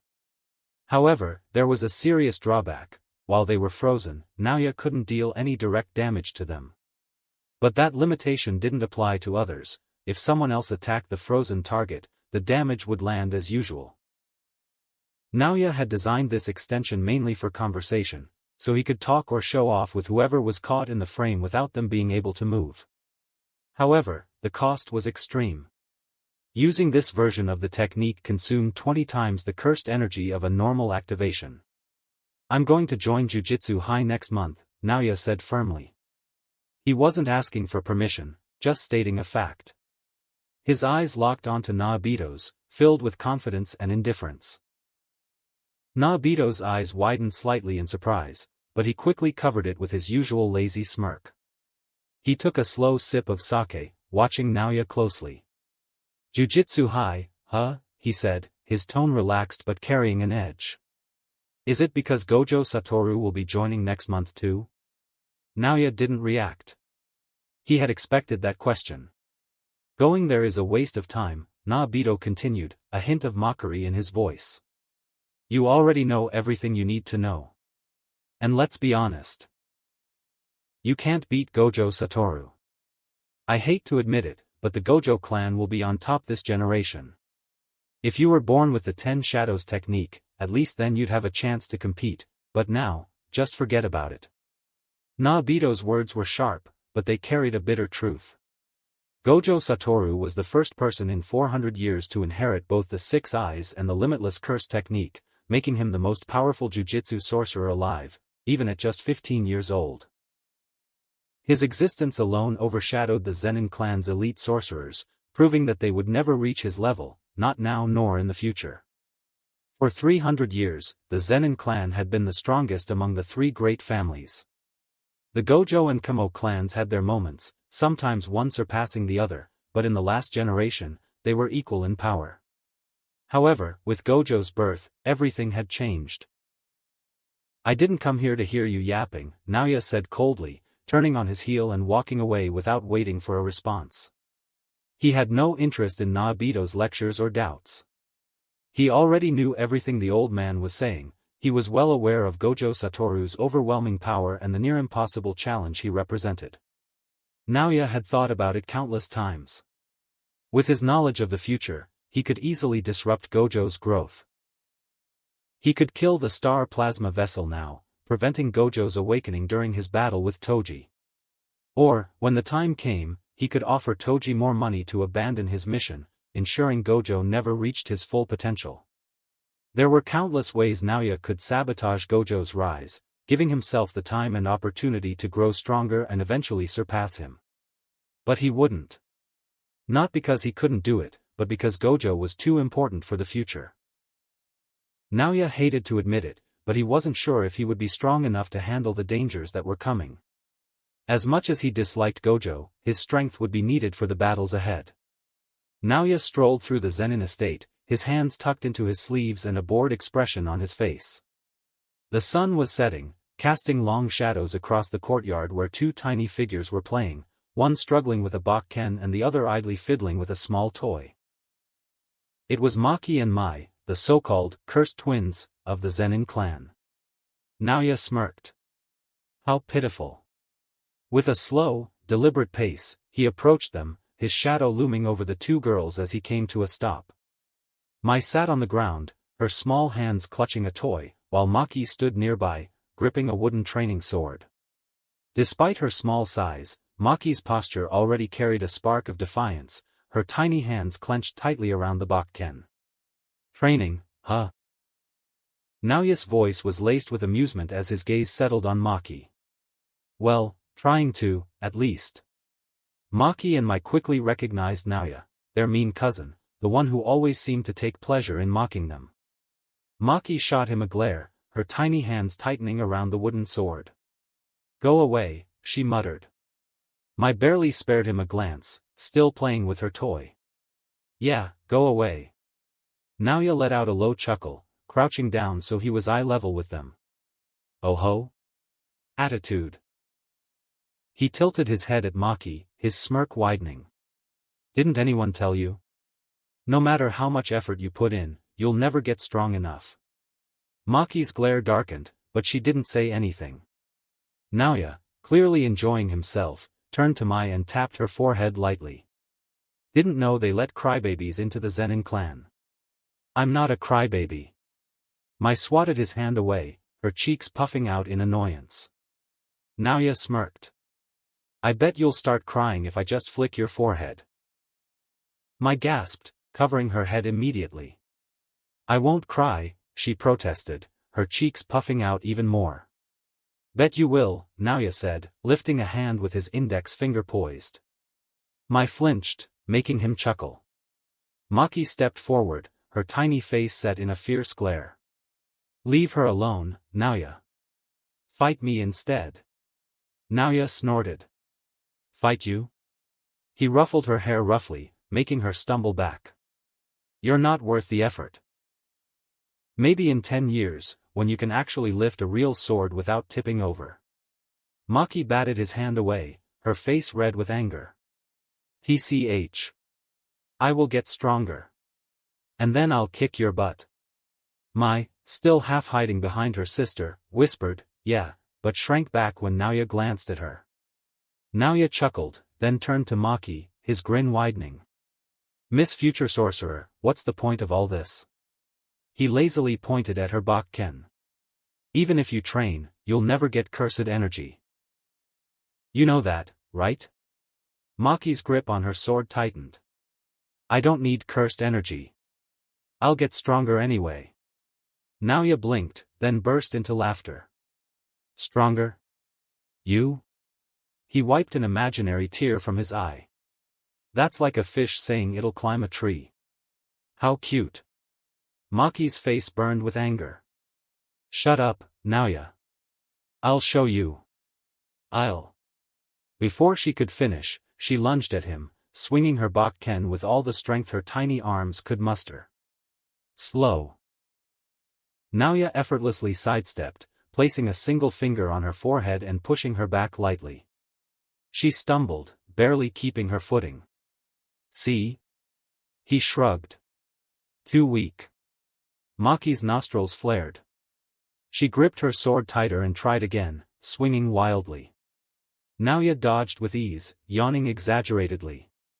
Mai, standing a few feet away, watched nervously. Maki, stop, you're just gonna. Before she could finish, Maki tripped on her own feet, falling flat on her face. A long silence followed. Naoya blinked down at her, then smirked. Maki shot up, her face red with embarrassment. Don't laugh. Mai, unable to hold it in, let out a small giggle behind her hands. Naoya snorted. Man, you're really bad at this. Maki clenched her fists but said nothing. Naoya crouched down, resting his chin on his palm. Tell you what, Maki. If you ever manage to land a single hit on me, I'll admit you're strong. Maki's eyes lit up. You better remember that. Naoya chuckled, standing up. Yeah. Just don't take too long, alright? I might get old before that happens. As he walked away, he heard Maki huff in frustration while Mai sighed in relief. Naoya's smirk widened. Those two are kinda fun to mess with. The next day, Naoya walked toward the cursed warehouse, a heavily guarded underground storage facility owned by the Zenin clan. This was where they kept their most dangerous and valuable cursed tools, locked away behind strong seals and protections. The entrance was secured with thick chains and stitch-like bindings, each one filled with cursed energy to stop anyone from entering without permission. Only those with the right key, or the strength to break through, could get inside. Naoya stopped in front of the entrance, his eyes scanning the area. The air was heavy with cursed energy, and the dim lighting made eerie shadows dance on the walls. Reaching into his sleeve, he pulled out the key, a small but detailed object that seemed to hum with power. He inserted it into the lock and turned it slowly. The chains and bindings began to unravel, making a series of metallic clicks and hissing sounds. Naoya wandered around the warehouse, scanning the countless weapons stored inside. There were cursed tools ranging from grade 4 to even special grade, but nothing seemed to catch his interest. The only reason he had come here was to see the true wealth of the Zenin clan, and he wasn't disappointed. Rows of powerful weapons, each holding deadly potential, stood as proof of the clan's status. Apparently, Toji had taken 3 special grade weapons, but Naoya didn't care. He had no interest in those tools, though one could make an argument for the inverted spear of heaven. It was a truly desirable weapon, capable of nullifying curse techniques, making it one of the most dangerous tools ever created. Just as he was about to leave, a small dagger caught his eye. It wasn't a special grade weapon, just a semi-grade one, but it had an interesting ability. The blade carried a deadly poison that could slow down an opponent, weakening them over time. It could be useful, I guess, Naoya muttered, picking it up and examining its sharp edge. 1 month had passed swiftly, and now Naoya found himself walking through the grounds of Tokyo Jujitsu High, one of only 2 jujitsu educational institutions in Japan dedicated to fostering the next generation of jujitsu sorcerers. The sister school of Kyoto Jujitsu High, Tokyo Jujitsu High, was a sprawling campus nestled high in the mountains on the outskirts of Tokyo. Its traditional Japanese architectural style gave it the appearance of a Buddhist temple, a disguise that helped keep its true purpose hidden from the outside world. The campus was surrounded by dense forests, the towering trees further obscuring its location and adding to the sense of seclusion.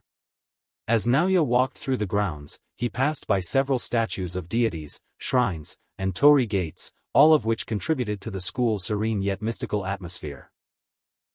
The entire property was protected by a powerful barrier maintained by Master Tengen, who resided beneath the school in the Tombs of the Star. This barrier ensured that only those with the proper authorization could enter, making the school a safe haven for sorcerers. The campus itself was expansive, featuring a variety of facilities designed to support both students and alumni. There were training grounds for honing curse techniques, courtyards for meditation and reflection, dormitories for students, and classrooms for theoretical study. The school also served as a headquarters for all alumni who had graduated and become full-fledged jujitsu sorcerers.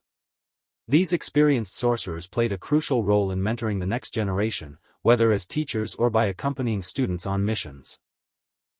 Even those who weren't strong enough to be considered full-fledged sorcerers had a place at Tokyo Jujitsu High.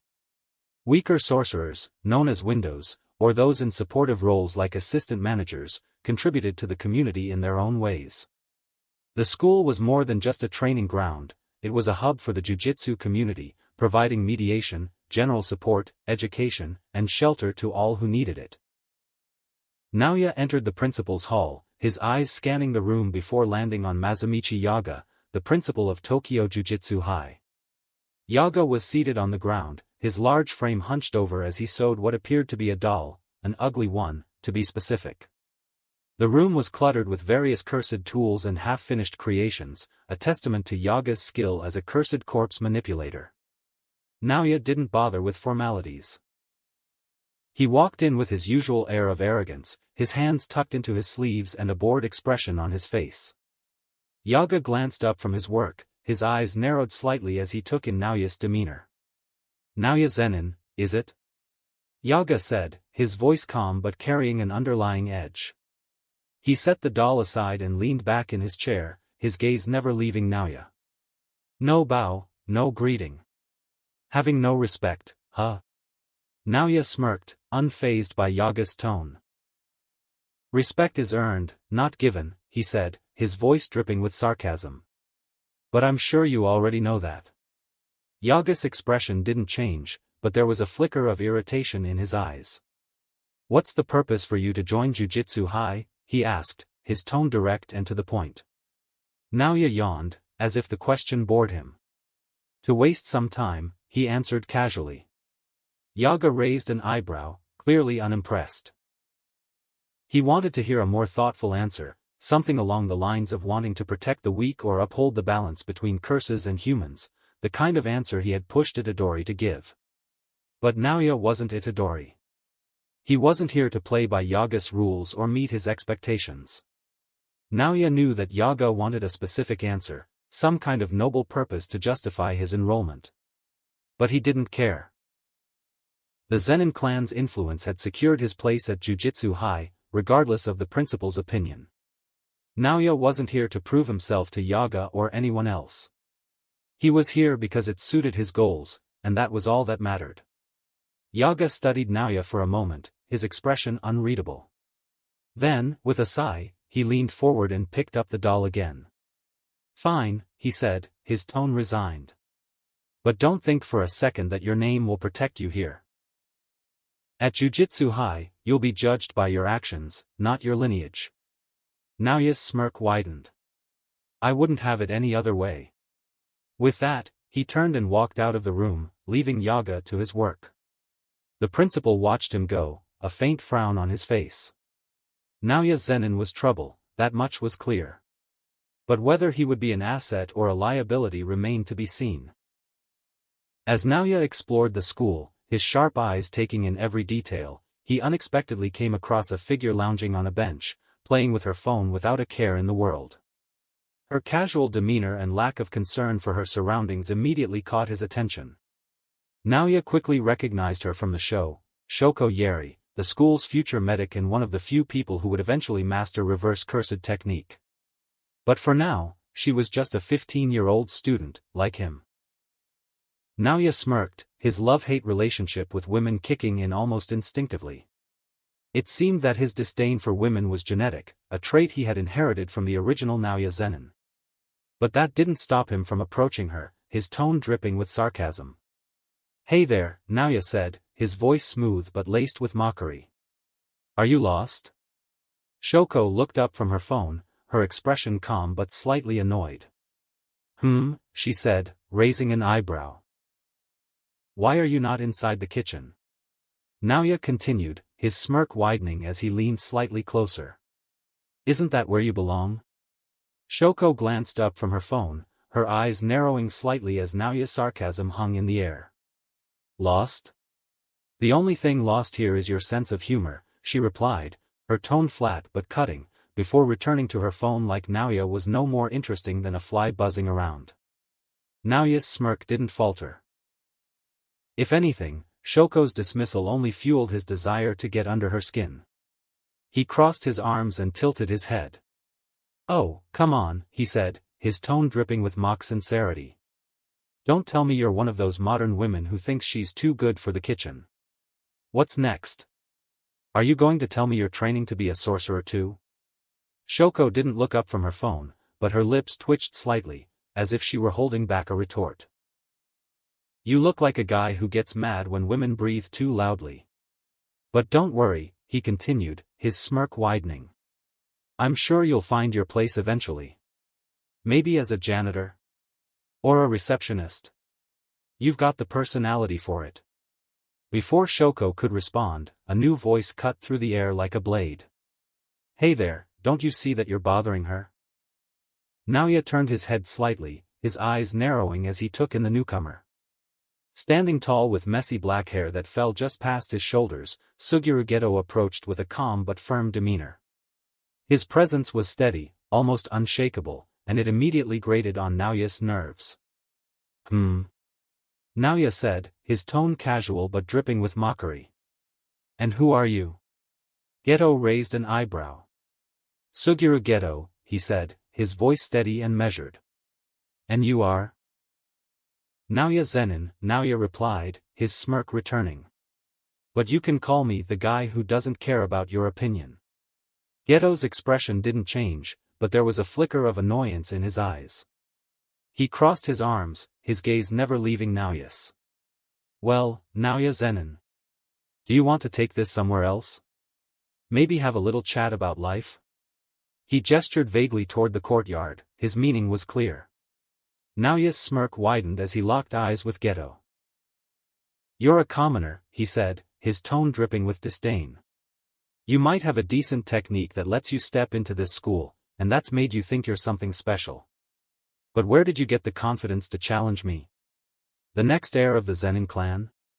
Gojo's calm demeanor didn't waver, but his eyes narrowed slightly. Confidence comes from knowing my own strength. Naoya's smirk turned into a grin as he rolled his shoulders, cracking his neck slightly.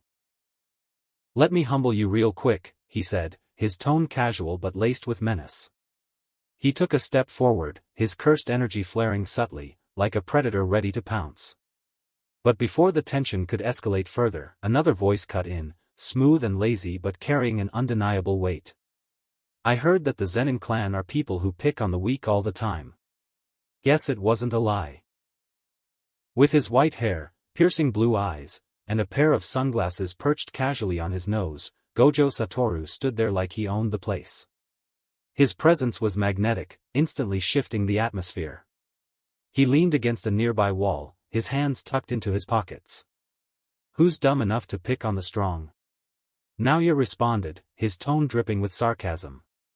Gojo's expression soured immediately. Veins popped on his forehead as anger overtook him. Why do both of you think I'm weak? His cursed energy flaring up as he activated his technique. Shoko, who had been quietly observing the whole exchange, decided she'd had enough. She stood up from the bench, slipping her phone into her pocket. All right, I'm out, she said, her tone flat. She didn't wait for a response. With a casual wave, she turned and walked away, leaving the three boys to their impending disaster. As soon as Shoko disappeared from sight, the tension between them escalated. The air grew heavy with cursed energy as Gojo's spirits solidified, their eerie forms slithering into existence. A low, guttural growl rumbled from one of them, its glowing eyes locked onto Naoya. Naoya's smirk only widened. His cursed energy flared around him. Gojo removed his sunglasses with a smirk, twirling them between his fingers. Just as the first curse lunged at Naoya, a thunderous voice shattered the moment. What the hell are you doing, all of you? Yaga's furious shout echoed across the courtyard like an explosion. The sheer authority in his voice sent a chill down their spines. Instantly, Gojo's cursed spirits flickered out of existence, his cursed energy vanishing as if it had never been there. Naoya dropped his stance, hands casually slipping into his pockets, though his smirk remained. Gojo, without missing a beat, smoothly put his sunglasses back on as if nothing had happened. Then, as if following an unspoken rule, all three of them, almost in perfect sync, started stretching, acting as if nothing had happened. Yaga narrowed his eyes, scanning the trio with a deadpan expression. He exhaled heavily, rubbing his temples as realization sank in. If I find even a single thing broken around here, he said, his voice dangerously calm, you're all getting expelled. Do you understand? Yes, sir, Gojo and Gojo answered in unison, their voices alarmingly obedient. Naoya, on the other hand, simply let out a long, drawn-out yawn, stretching his arms over his head. Yeah, sure. Whatever you say, old man. Yaga's brow twitched. Naoya. Naoya lazily glanced at him. What? I said yes, didn't I? Gojo barely held back a laugh, while Gojo sighed, already sensing that their punishment was inevitable. Yaga's eye twitched at Naoya's blatant disrespect, but he decided to let it slide, barely. He wasn't in the mood to deal with the brat's attitude. Instead, he pinched the bridge of his nose, exhaling slowly. Just stay out of trouble, he muttered, already regretting letting them off so easily. As soon as Yaga turned around and walked off, Gojo grinned, nudging Gojo with his elbow. Hey, wanna go play some basketball together? Gojo blinked, caught off guard by the random suggestion. Basketball? Yeah, Gojo said casually, spinning his sunglasses between his fingers. It's a great way to blow off steam. Plus, I'm feeling generous today, so I'll even let you have the first shot. Geto studied him for a moment, his eyes narrowing slightly. He had barely known Gojo for more than a few minutes, yet there was something about the way he spoke, so relaxed, so confident. But behind that cocky grin, Geto could tell that Gojo wasn't just talking for fun. He was observing him, analyzing. Then it clicked. Gojo had figured out his technique. So, the 6 eyes really are the real deal. Sure, why not? Geto finally said, shrugging. Gojo's smirk widened. Great. But just so you know, I never lose. Geto let out a small chuckle, shaking his head. We'll see about that. Before they could take another step, a voice cut in. Can I join you too? Gojo and Geto both stopped, turning to look at Naoya, who was leaning against a nearby tree with his arms crossed. Geto raised an eyebrow, arms still crossed. You sure are shameless. Naoya smirked, completely unfazed. What? You scared I'll embarrass you? Gojo tilted his head, his grin never fading. I might be too strong for you, you know. Naoya scoffed, rolling his shoulders. TCH. If we're being honest, I'd wipe the floor with both of you. Geto sighed, already regretting agreeing to this. You're both insufferable. Gojo laughed, slinging an arm around Geto's shoulders. Come on, Geto. It'll be fun. Besides, it's not every day you get a chance to play with the great Gojo Satoru. Naoya rolled his eyes, his smirk never wavering. Great? More like overrated. Gojo's grin widened, his blue eyes glinting behind his sunglasses. Oh, come on, Zenin. Don't be jealous just because I'm the strongest. You already know that you'd lose, right? Naoya's smirk sharpened, his confidence unshaken. Nah, I'd win. Geto pinched the bridge of his nose, muttering under his breath. Why did I agree to this again? The air between them crackled with tension, the kind that made bystanders instinctively take a step back. Geto sighed again, rubbing his temples. This is gonna be a long game. With that, the 3 of them made their way to the court. This wasn't just basketball anymore, this was war. As they stepped onto the court, Gojo immediately grabbed a basketball, spinning it on his finger. First to 21 wins. Losers pay for dinner for the whole month, he said with a cocky grin. Naoya smirked, cracking his knuckles. Fair enough. Geto sighed, rolling his shoulders. The game started fast, with all 3 pushing themselves. Gojo's 6 eyes gave him an unfair advantage, allowing him to react instantly. Naoya, however, was just as skilled in his own way. He relied on his natural speed, dodging and weaving past their defenses, his movements making him a tough opponent. Geto didn't have their natural advantages, but he made up for it with strength and smart plays. He used his body to block, found good openings, and threw the ball at just the right moments. Not bad, Gojo laughed as he sank a perfect 3-pointer. But you guys better step up unless you want to pay for my food all month. Naoya smirked, not letting Gojo's words get to him. Instead, he focused on the game. Without cursed energy, it was a battle of pure skill and physical ability. And in that aspect, Naoya had the edge. Gojo had his 6 eyes, something he couldn't turn off, giving him an awareness no normal person could match. But Naoya? He was the strongest physically among the 3. His speed and agility were on another level. The moment Gojo dribbled forward, Naoya moved. In an instant, he stole the ball cleanly, catching Gojo off guard. He didn't waste a second, dashing past both of them with incredible speed. Geto turned, trying to block him, but Naoya was already in the air.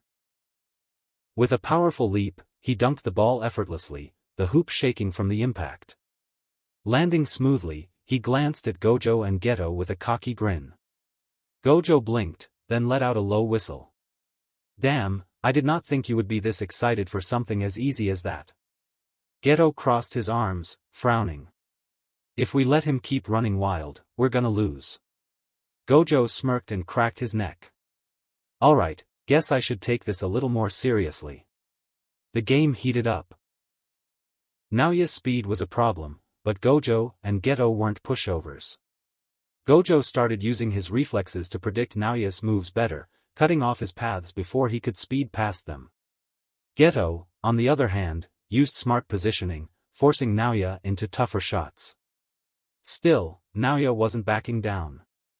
He dodged, spun, and slipped past them with ease, scoring another point with a quick layup. "Are you guys even trying?" he taunted, smirking. Gojo tilted his head, grinning. "Trying? Nah. I'm just making it fun. If I went all out, you'd be crying by now." The moment Gojo got the ball, he didn't hesitate. With a lazy flick of his wrist, he launched it almost the full length of the court, and it swished through the hoop effortlessly. Before Naoya could even process what just happened, Gojo tossed the ball straight at his chest, forcing him to catch it on reflex. "Here, I'll be nice. Try again. Maybe this time you won't embarrass yourself." Naoya scoffed, dribbling once as his smirk widened. "Oh? Is that so?" He stepped forward. "Don't think I didn't notice, you're struggling to keep up with me. Must be tough, relying on those eyes instead of real skill." Without another word, he shot forward, dribbling past Gojo with a burst of speed, aiming straight for the hoop. Gojo, however, was ready this time. Just as Naoya went for the layup, Gojo moved faster than expected, blocking the shot with a smug grin. "Relying on my eyes?" Gojo said. "Please, I could beat you blindfolded." Naoya landed, scowling. "TCH." Geto chuckled, taking the ball from Gojo. "Alright, enough trash talk. Let's see if you can actually score now." The next play, Geto faked a pass to Gojo, then spun around Naoya and went for a dunk of his own. The ball slammed through the hoop, making Naoya click his tongue in annoyance. "See? I can score too," Geto said with a smirk. Naoya scoffed. "Lucky shot." The score kept climbing, none of them willing to lose. The court echoed with the sound of sneakers screeching, the ball bouncing, and occasional trash talk. The game wasn't just about winning anymore, it was about pride. The game had reached a deadlock, with both Gojo and Naoya stuck at 20 points, with neither willing to give an inch. The tension was thick in the air, each of them determined to score that last, game-winning point. Even Geto had managed to reach 20 points because of that, just one away from taking the win himself. Gojo wiped the sweat from his forehead. Alright, I'll show you how it's done." Geto, standing off to the side, watched the two of them intently. His arms were crossed, but his expression was calm. Geto muttered, a smirk playing at the corner of his mouth. "I'll just wait for you to mess up." The next few moments were a whirlwind of speed, skill, and raw athleticism. Gojo moved like a shadow, his steps light and quick, his body twisting and turning with an almost unnatural precision every time Naoya shifted or lunged. Gojo was already there, ready to counter, his focus unshakable. Naoya, however, wasn't backing down, dodging and weaving with his speed and strength, making it hard for Gojo to get through. Gojo tried to make a break for the basket, weaving through Naoya's defenses, but Naoya anticipated it and blocked him. They collided mid-air, both reaching for the ball, and for a moment, the game seemed like it could go either way. But then, just as they both reached for the ball again, Geto's eyes flickered with understanding. He wasn't as flashy or as quick as Gojo or Naoya, but he knew how to wait for his moment. As both of them were momentarily distracted, Geto took a quick step forward, grabbed the ball, and, with a swift movement, made his way toward the hoop. Before either Naoya or Gojo could react, Geto launched himself into the air and made a smooth, clean shot, the ball swishing through the net. 21, Geto said coolly, landing back on his feet, a quiet satisfaction on his face. Naoya and Gojo both stared at him, stunned for a moment. Gojo was the first to break the silence, letting out a laugh. "Well, damn, looks like we both got outplayed." Naoya's smirk faltered for the first time. He clenched his jaw, glancing at the scoreboard as if refusing to believe it. Losing to Gojo would have been annoying, but at least expected. Losing to Geto? That stung. TCH. Naoya scoffed, running a hand through his hair. Gojo draped an arm over Naoya's shoulder, grinning. It seems that you have to pay. I have? Do you mean we have? Naoya shot back, shrugging Gojo's arm off with an annoyed look. Geto chuckled, crossing his arms as he watched the two of them bicker. A deal's a deal. You two lost, so you're covering dinner. No excuses. Gojo pouted dramatically, placing a hand over his heart as if he'd been wounded. Geto, my friend, I thought we had a bond. And here you are, siding with Naoya against me. Geto raised an eyebrow, his expression deadpan. I'm not siding with anyone. I'm just enforcing the rules. Naoya smirked, clearly enjoying Gojo's theatrics. Gojo sighed, throwing his hands up in mock defeat. Fine, fine. But don't expect me to hold back next time. You won't get another lucky shot. Lucky shot? I seem to recall beating both of you fair and square. Naoya rolled his eyes, his smirk sharpening. Yeah, sure, buddy. Keep telling yourself that. Gojo grinned, slinging an arm around Geto's shoulders again. Well, let's make it official. This is now the list of who's the winner of this match, Gojo and Geto first, Naoya Zenin last. Naoya clearly knew Gojo's personality from his past life, but he still couldn't fully comprehend just how shameless this guy was, forgetting, of course, that he was pretty shameless himself. Right, right. Now, about that dinner, Geto said with a grin. I'm starving. Naoya let out a frustrated but amused sigh and was preparing to leave. The three of them left the court, each of them with their own unique sense of pride, but with one thing clear, there was always next time. 1 month had passed in what felt like the blink of an eye, and the dynamics between the four had shifted significantly. Gojo and Geto had quickly become inseparable, their personalities complementing each other in a way that made their friendship seem almost inevitable. Naoya, who had once kept his distance, now found himself reluctantly drawn into their orbit. Despite his initial resistance. One afternoon, as the sun streamed through the windows of the school, Naoya spotted Shoko sitting at her desk, flipping through a book with her usual laid-back expression. He smirked and casually approached her, leaning against the edge of her desk. Hey, Shoko, he said, his tone light but with a hint of mischief. What's a girl like you doing in a place like this? Shoko glanced up. Studying. You know, that thing people do to actually learn something. She closed her book and tilted her head, giving him a once-over. What's your excuse for being here, Naoya? Did Gojo and Geto finally annoy you enough to seek refuge? Naoya chuckled, crossing his arms. Oh please, as if those two could ever get under my skin. I just figured I'd grace you with my presence. You're welcome, by the way. Shoko raised an eyebrow, a small smile playing on her lips. How generous of you. Should I bow or something? If you want, Naoya replied, his smirk widening. But I'll settle for something else if you know what I mean. Before Shoko could retort, Gojo's voice echoed down the hallway. Naoya. There you are. We've been looking everywhere for you. Naoya groaned, pinching the bridge of his nose. Speak of the devil. Gojo appeared in the doorway, his grin as wide as ever, with Geto trailing behind him, looking mildly exasperated but amused. We're heading out for food. You in?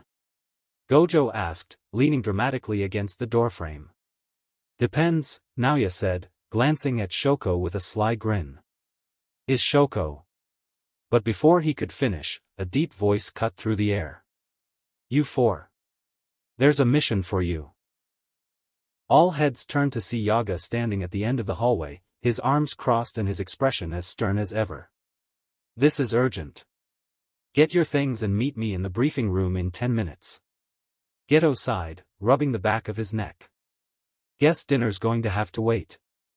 Shoko closed her book with a soft thud, standing up and slinging her bag over her shoulder. Naoya rolled his eyes. Of course it is. Gojo pushed off the doorframe, tinged with excitement. Alright, mission time. Let's make this quick so we can get back to the important stuff, like food. Gojo and Geto, you're paired for this mission. You'll be exorcising curses suspected to be at least one of them is a first grade, Yaga said, his tone firm and no nonsense. Gojo yawned, stretching his arms lazily. I hope they won't be so weak. Geto leaned against the wall, his arms crossed. I needed to stock some high-level curses anyway. This works out. Yaga ignored their comments, turning to Shoko and Naoya. As for you two, Shoko, you'll head to a village near Mount Fuji. Some sorcerers were injured during a mission, and they need healing. Naoya, you'll handle a curse that's been causing trouble in the area. Don't take it lightly. Shoko nodded, her expression calm. Understood. I'll head out right away. This is going to be annoying, Naoya muttered, shoving his hands into his pockets.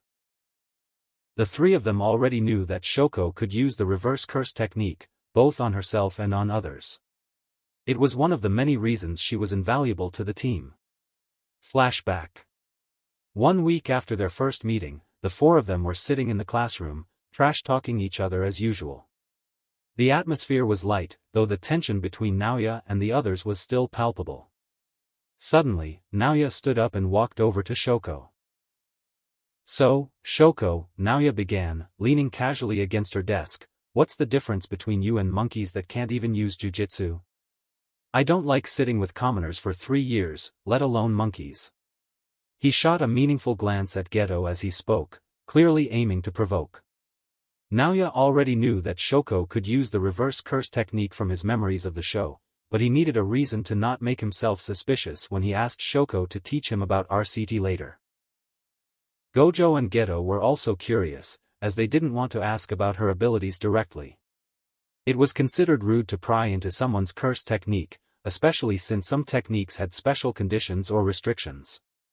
It was an unwritten rule among sorcerers, unless, of course, the person was famous enough that everyone already knew their abilities, like Gojo or Naoya.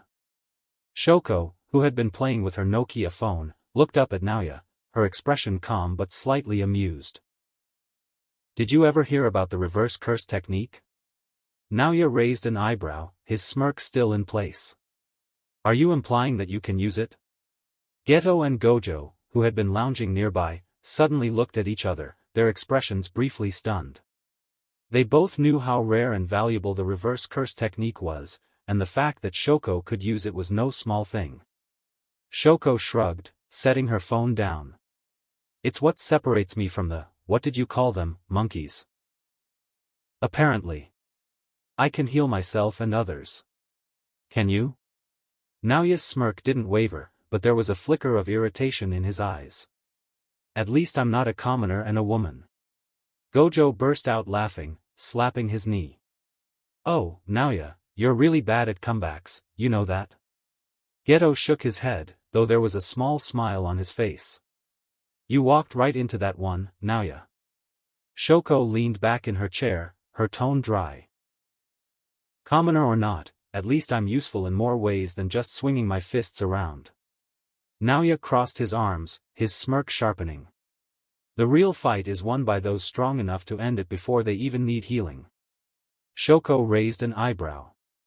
And yet, you'll still be crawling to me when you get your ass kicked.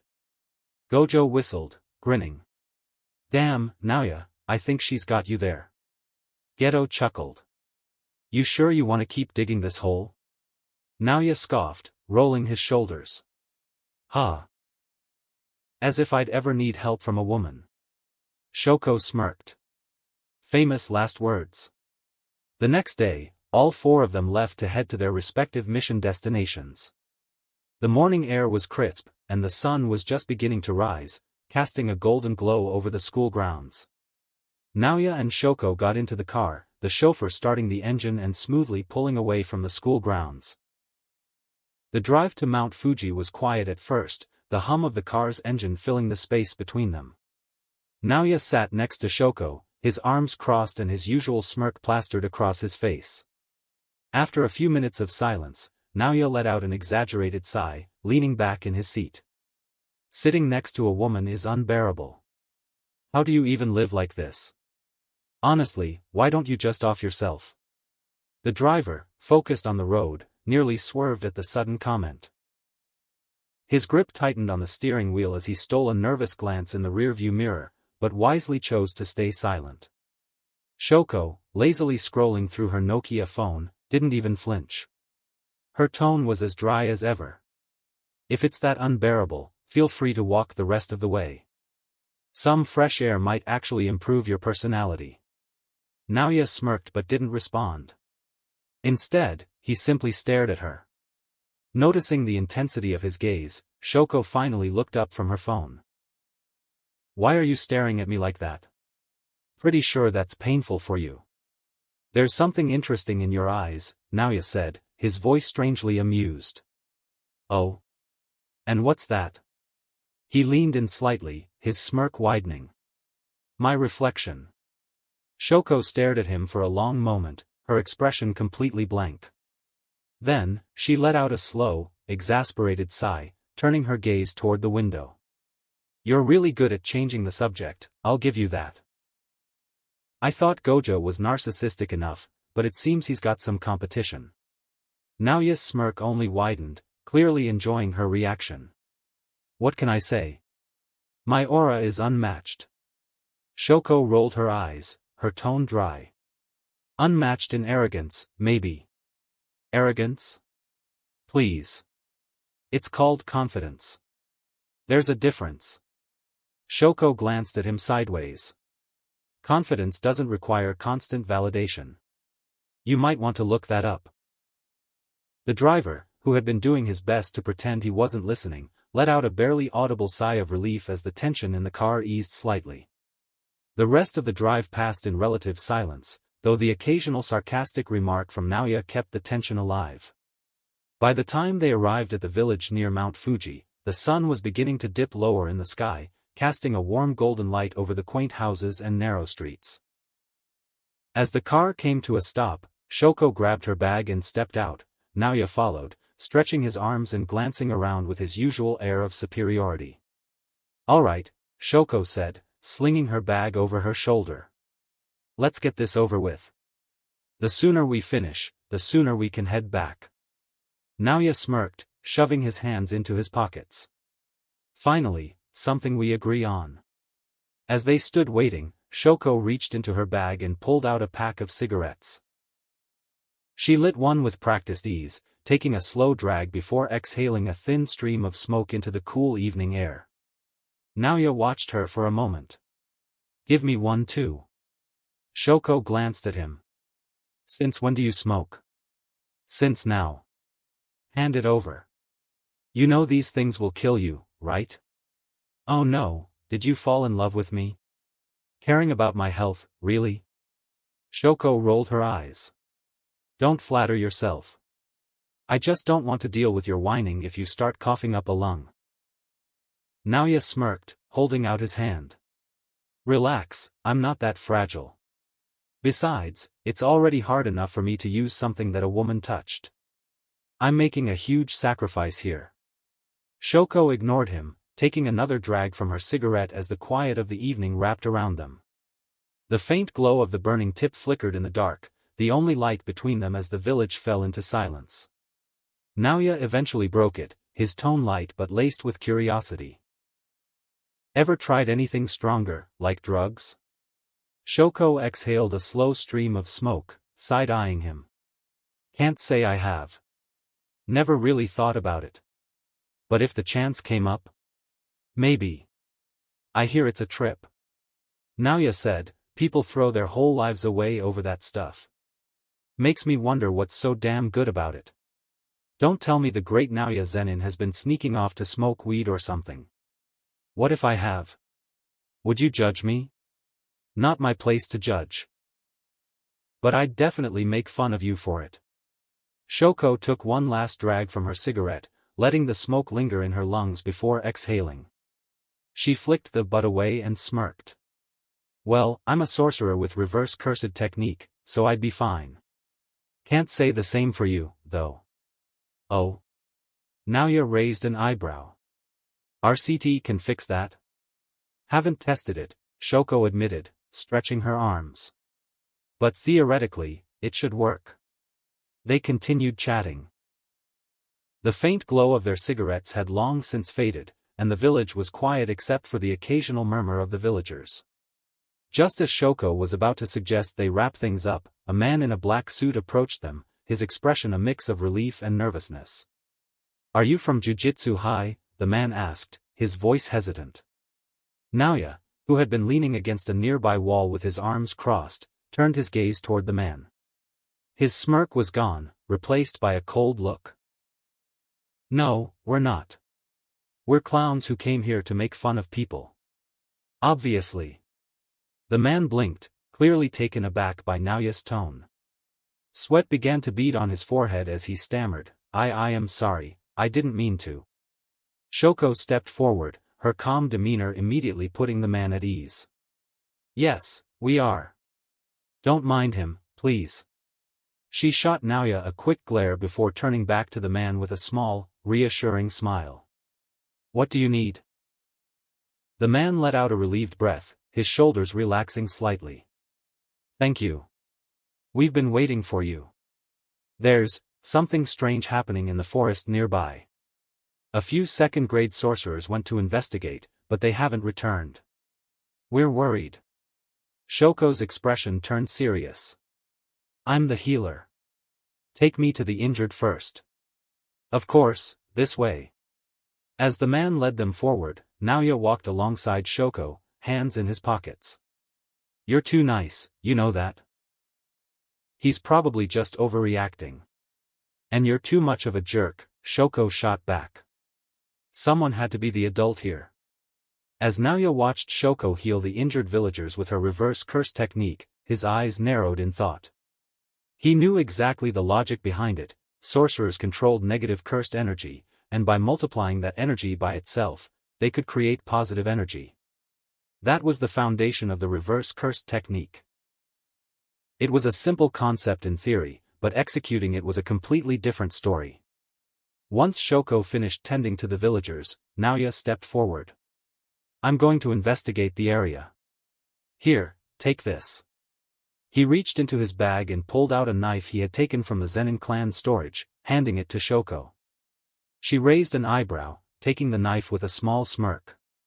"You really are a thug, walking around with a knife in your bag. You never know when you'll need to stab something, or someone." Shoko twirled the knife between her fingers, amusement flickering in her eyes. "Oh? Did you fall in love with me or something? Caring about my safety now?" She threw his previous line back at him with a smirk. "Don't misunderstand. I just need you alive for a couple of reasons." Shoko tilted her head, her tone playful. "Oh? And what reasons would those be? Let's just say you're more useful to me alive than dead. Besides, if something happened to you, people will think that I'm weak or something." "By people you mean Gojo and Geto, right? TCH, don't flatter yourself. I don't care what those two think." With that, he disappeared into the shadows of the forest. Shoko watched him go, her expression unreadable for a moment before she turned her attention back to the injured sorcerers. She knelt beside them, her hands glowing faintly with the soft light of her reverse curse technique as she worked to stabilize their conditions. Meanwhile, Naoya moved through the forest with insane speed, his eyes scanning the area and his senses heightened to detect any trace of cursed energy. The dense trees and underbrush were no obstacle for him as he darted through the shadows, his movements almost too fast to follow. Every now and then, he would pause, his head tilting slightly as he focused on the faint pulses of cursed energy in the air. "There's something here." The forest grew darker the deeper Naoya went, the oppressive atmosphere thickening with every step. The faint sound of rustling leaves and distant whispers filled the air, but Naoya moved through the shadows with practiced ease. Finally, he spotted it, a cursed spirit, its form twisted and grotesque, radiating pure malice. Its eyes pulsed with a sickly glow as it prowled through the forest, unaware of the predator lurking just one step beside it. Semi-grade 1, huh? The cursed spirit froze. Its head snapped toward Naoya, eyes widening in shock. But before it could react, he moved. A blur. A devastating strike. The curse let out a guttural snarl, its form flickering as it staggered back, struggling to recover. Too slow. Naoya's smirk never wavered as he delivered the final, merciless blow. The cursed spirit let out a piercing shriek before its body crumbled into nothingness, cursed energy dissipating into the night. He stood in the clearing, brushing off his hands, his smirk still firmly in place. Pathetic. Without another glance, he turned and walked back toward the village. Back at the village, Shoko had just finished healing the last of the injured sorcerers when she felt a familiar presence approaching. She looked up to see Naoya emerging from the forest, his usual smirk plastered across his face. "Took you long enough. I had to make sure the area was clear." "Well, did you find anything?" "Just a weakling." "Nothing worth worrying about," Naoya said, his smirk still in place as he brushed off his hands. But before Shoko could respond, Naoya's eyes narrowed, his smirk fading as he sensed something, a sudden drop in temperature, the air growing colder with every passing second. Shoko noticed the shift in his demeanor and followed his gaze. Her eyes widened slightly as she saw it, a towering, emaciated humanoid figure with frostbitten skin and icicles growing from its body. The curse radiated an aura of despair and malice, its presence alone enough to make the surrounding air feel like the depths of winter.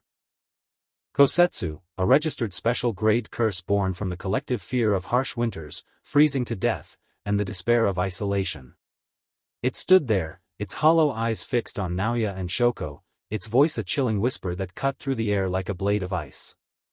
"Are you the one who killed my dog?" the curse asked, its tone eerily calm but laced with an undercurrent of rage.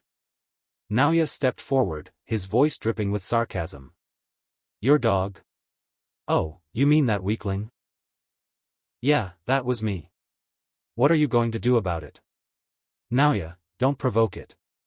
Kosetsu's hollow eyes narrowed, the temperature dropping even further as icicles began to form on the trees and ground around them. "You will pay for that." Naoya cracked his knuckles. "Big talk for a walking snowman. Let's see if you can back it up." Shoko stepped forward, her expression serious. "Naoya, this isn't the time for your ego. That's a special grade curse. We need to retreat and call for backup." Naoya's smirk didn't waver, his tone dripping with arrogance. "Retreat? Please. You're underestimating me too much." Before Shoko could argue, Kosetsu raised its hand, and a wave of icy wind surged toward them. Naoya moved instantly, grabbing Shoko and pulling her out of the way just as the ground where they had been standing froze over, jagged icicles erupting from the earth. Shoko stumbled slightly as Naoya set her down. "Does it grip?" Naoya asked, his tone casual as if they were discussing the weather.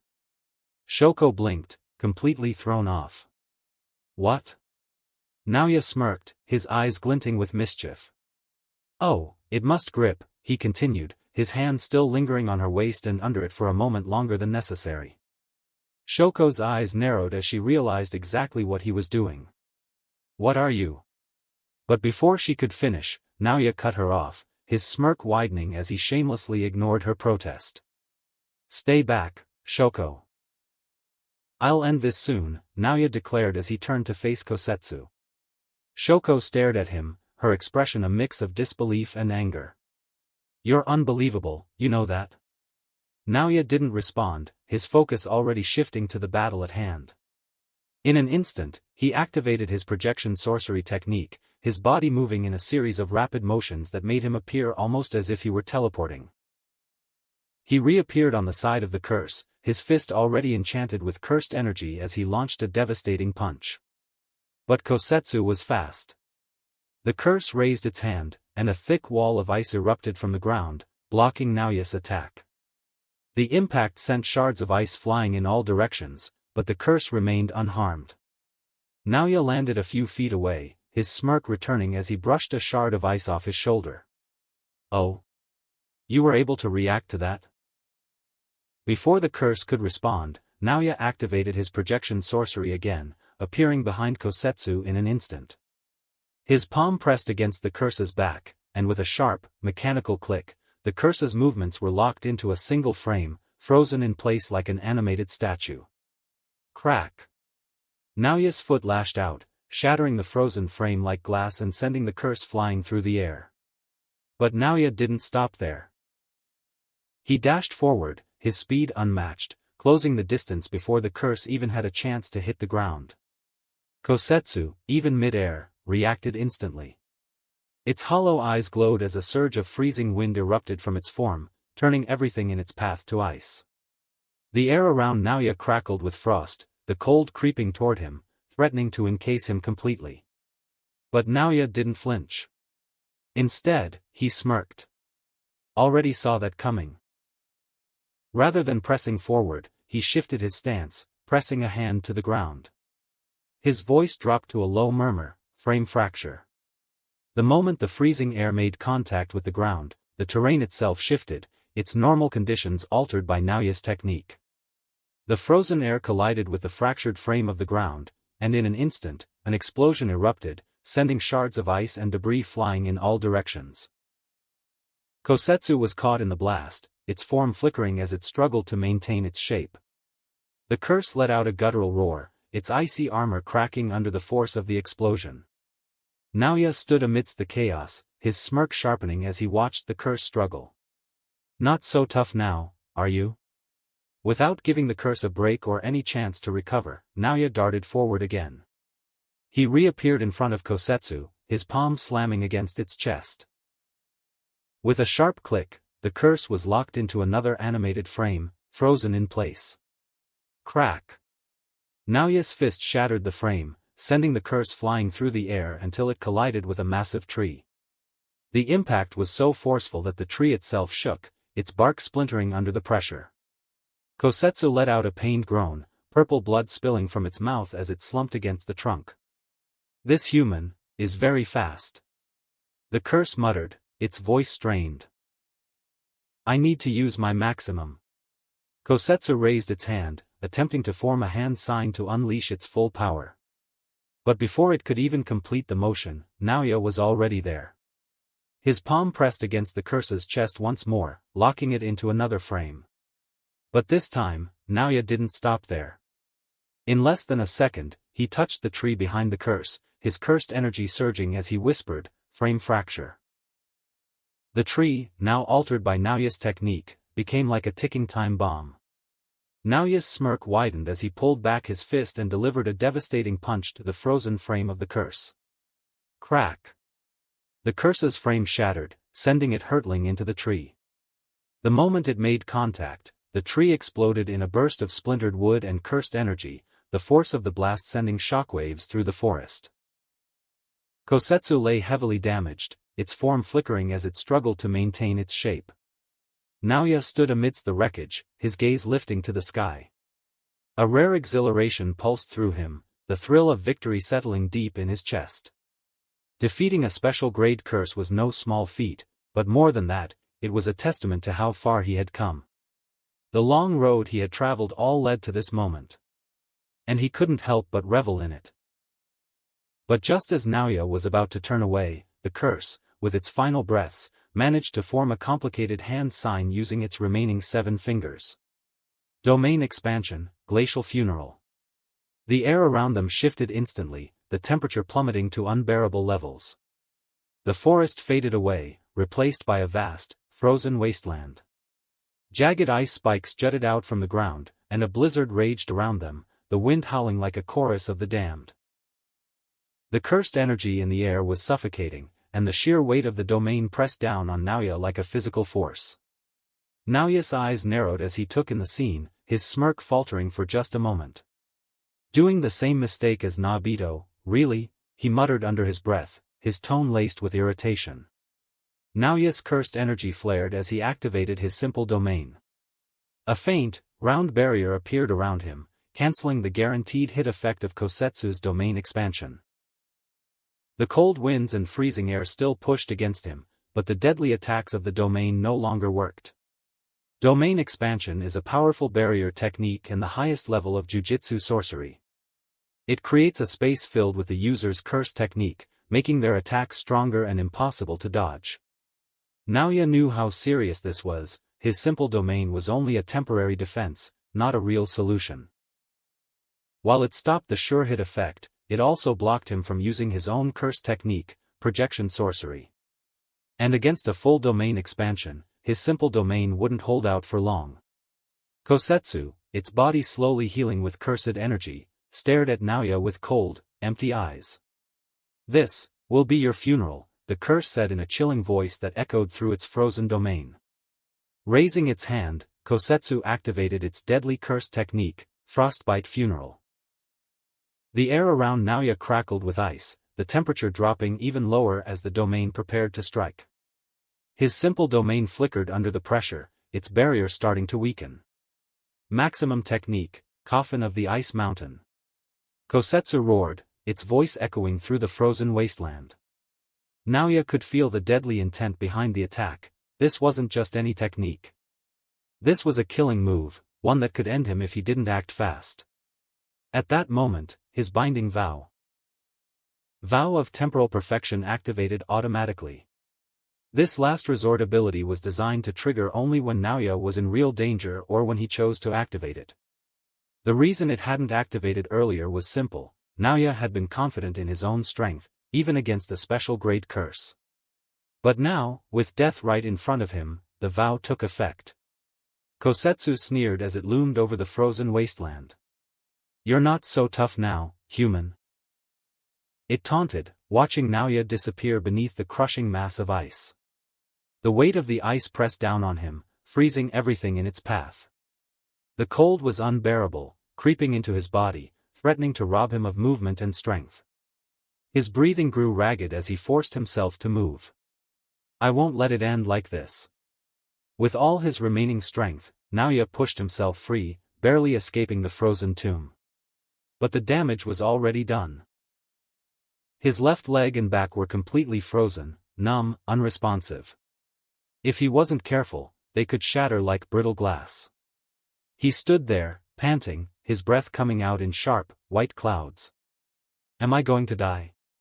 Naoya murmured, his face eerily calm as he stared at the curse. How many times had he tried to unlock his domain, you may ask? Naoya had studied every book on barrier techniques, gathered every scrap of knowledge he could find. Even his understanding from watching and reading the original show was not enough.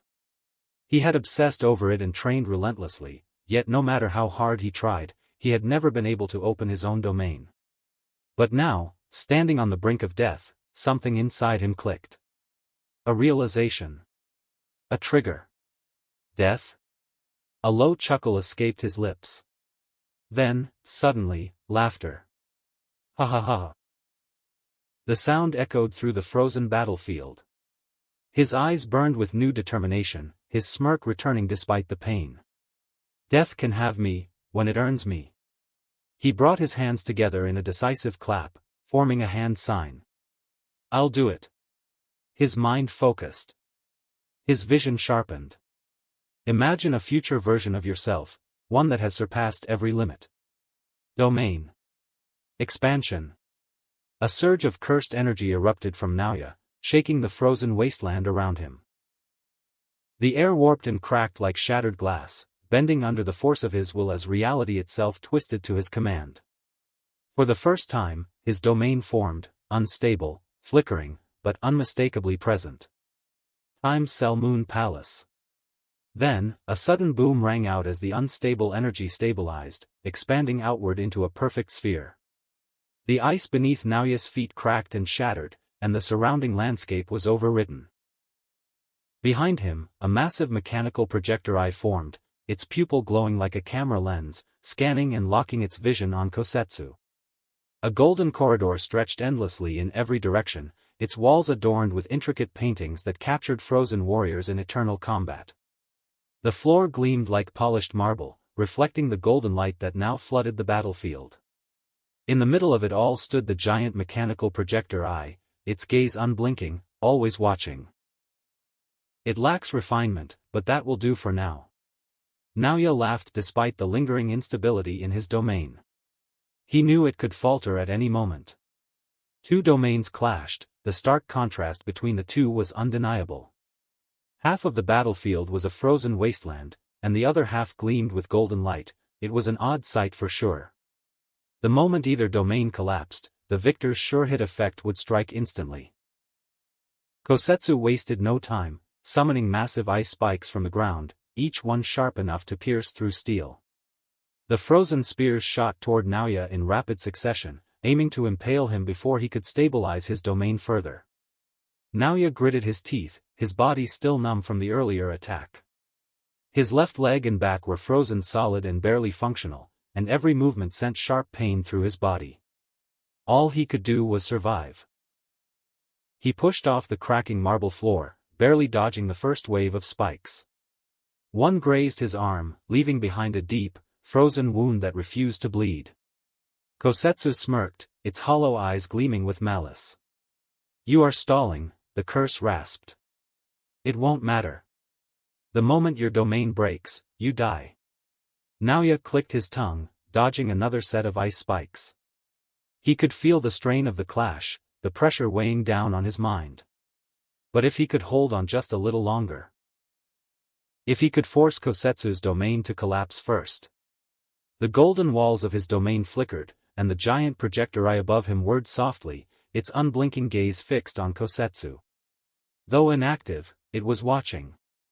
Naoya's lips curled into a smirk despite the pain. "Keep talking, snow bitch." Without hesitation, he slammed his palm onto the ground, activating frame fracture.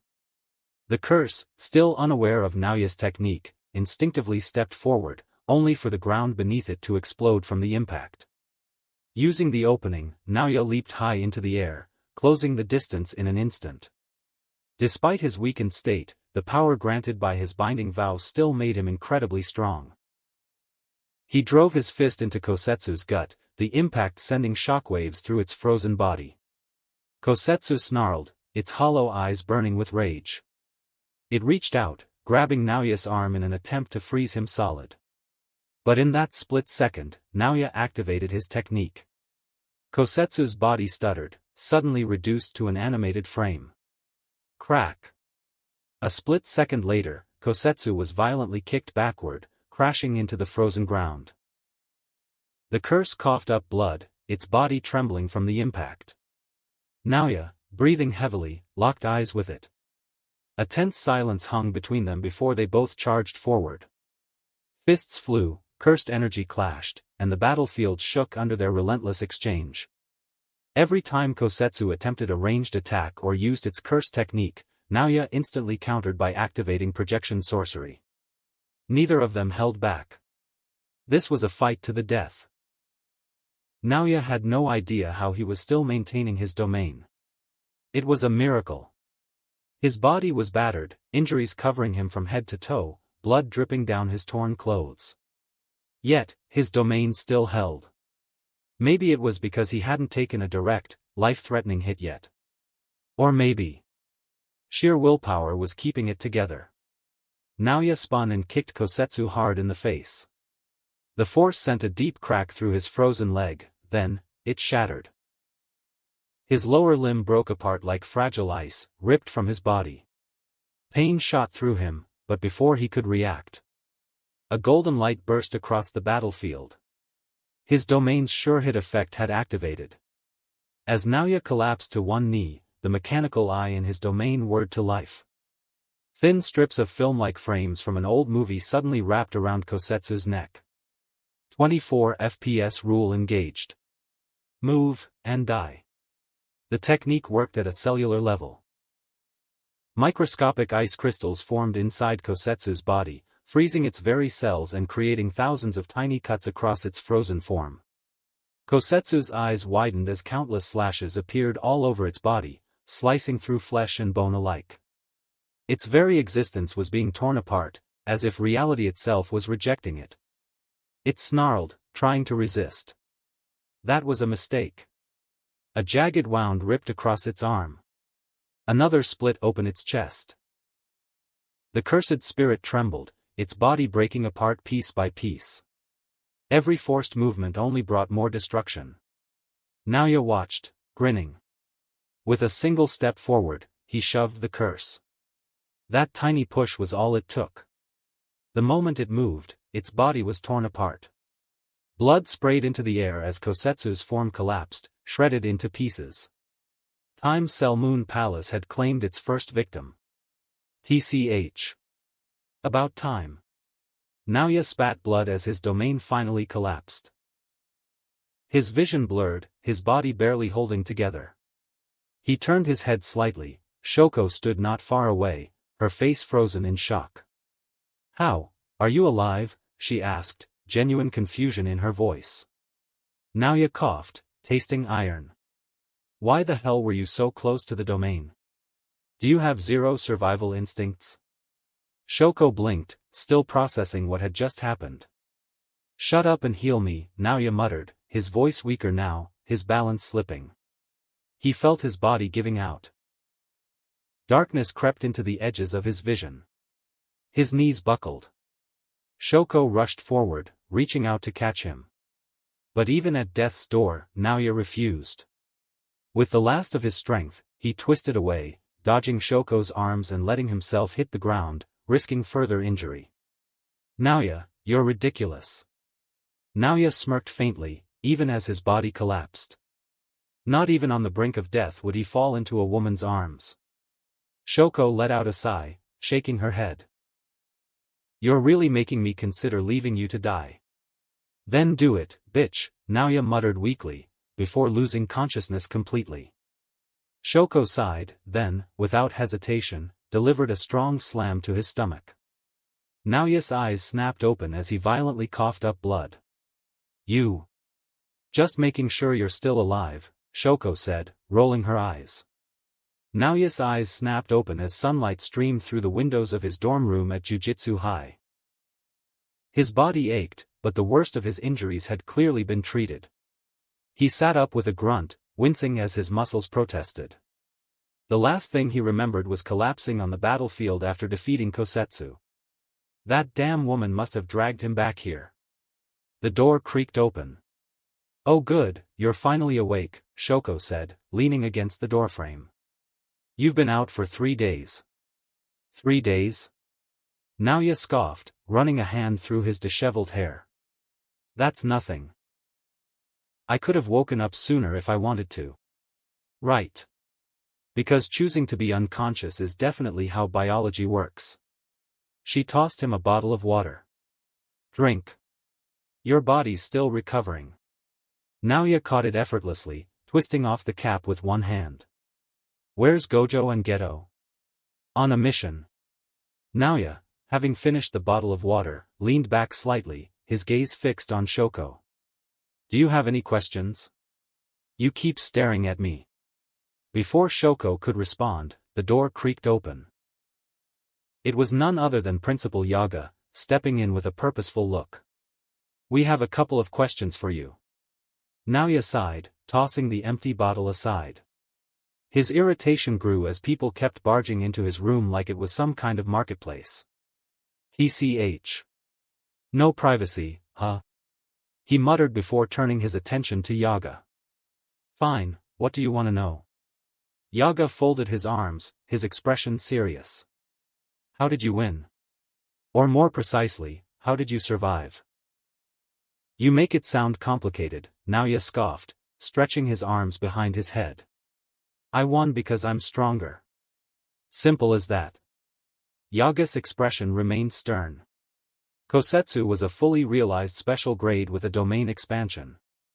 The difference between a curse with a domain and one without is like night and day. Yeah, Naoya interrupted, waving a hand dismissively.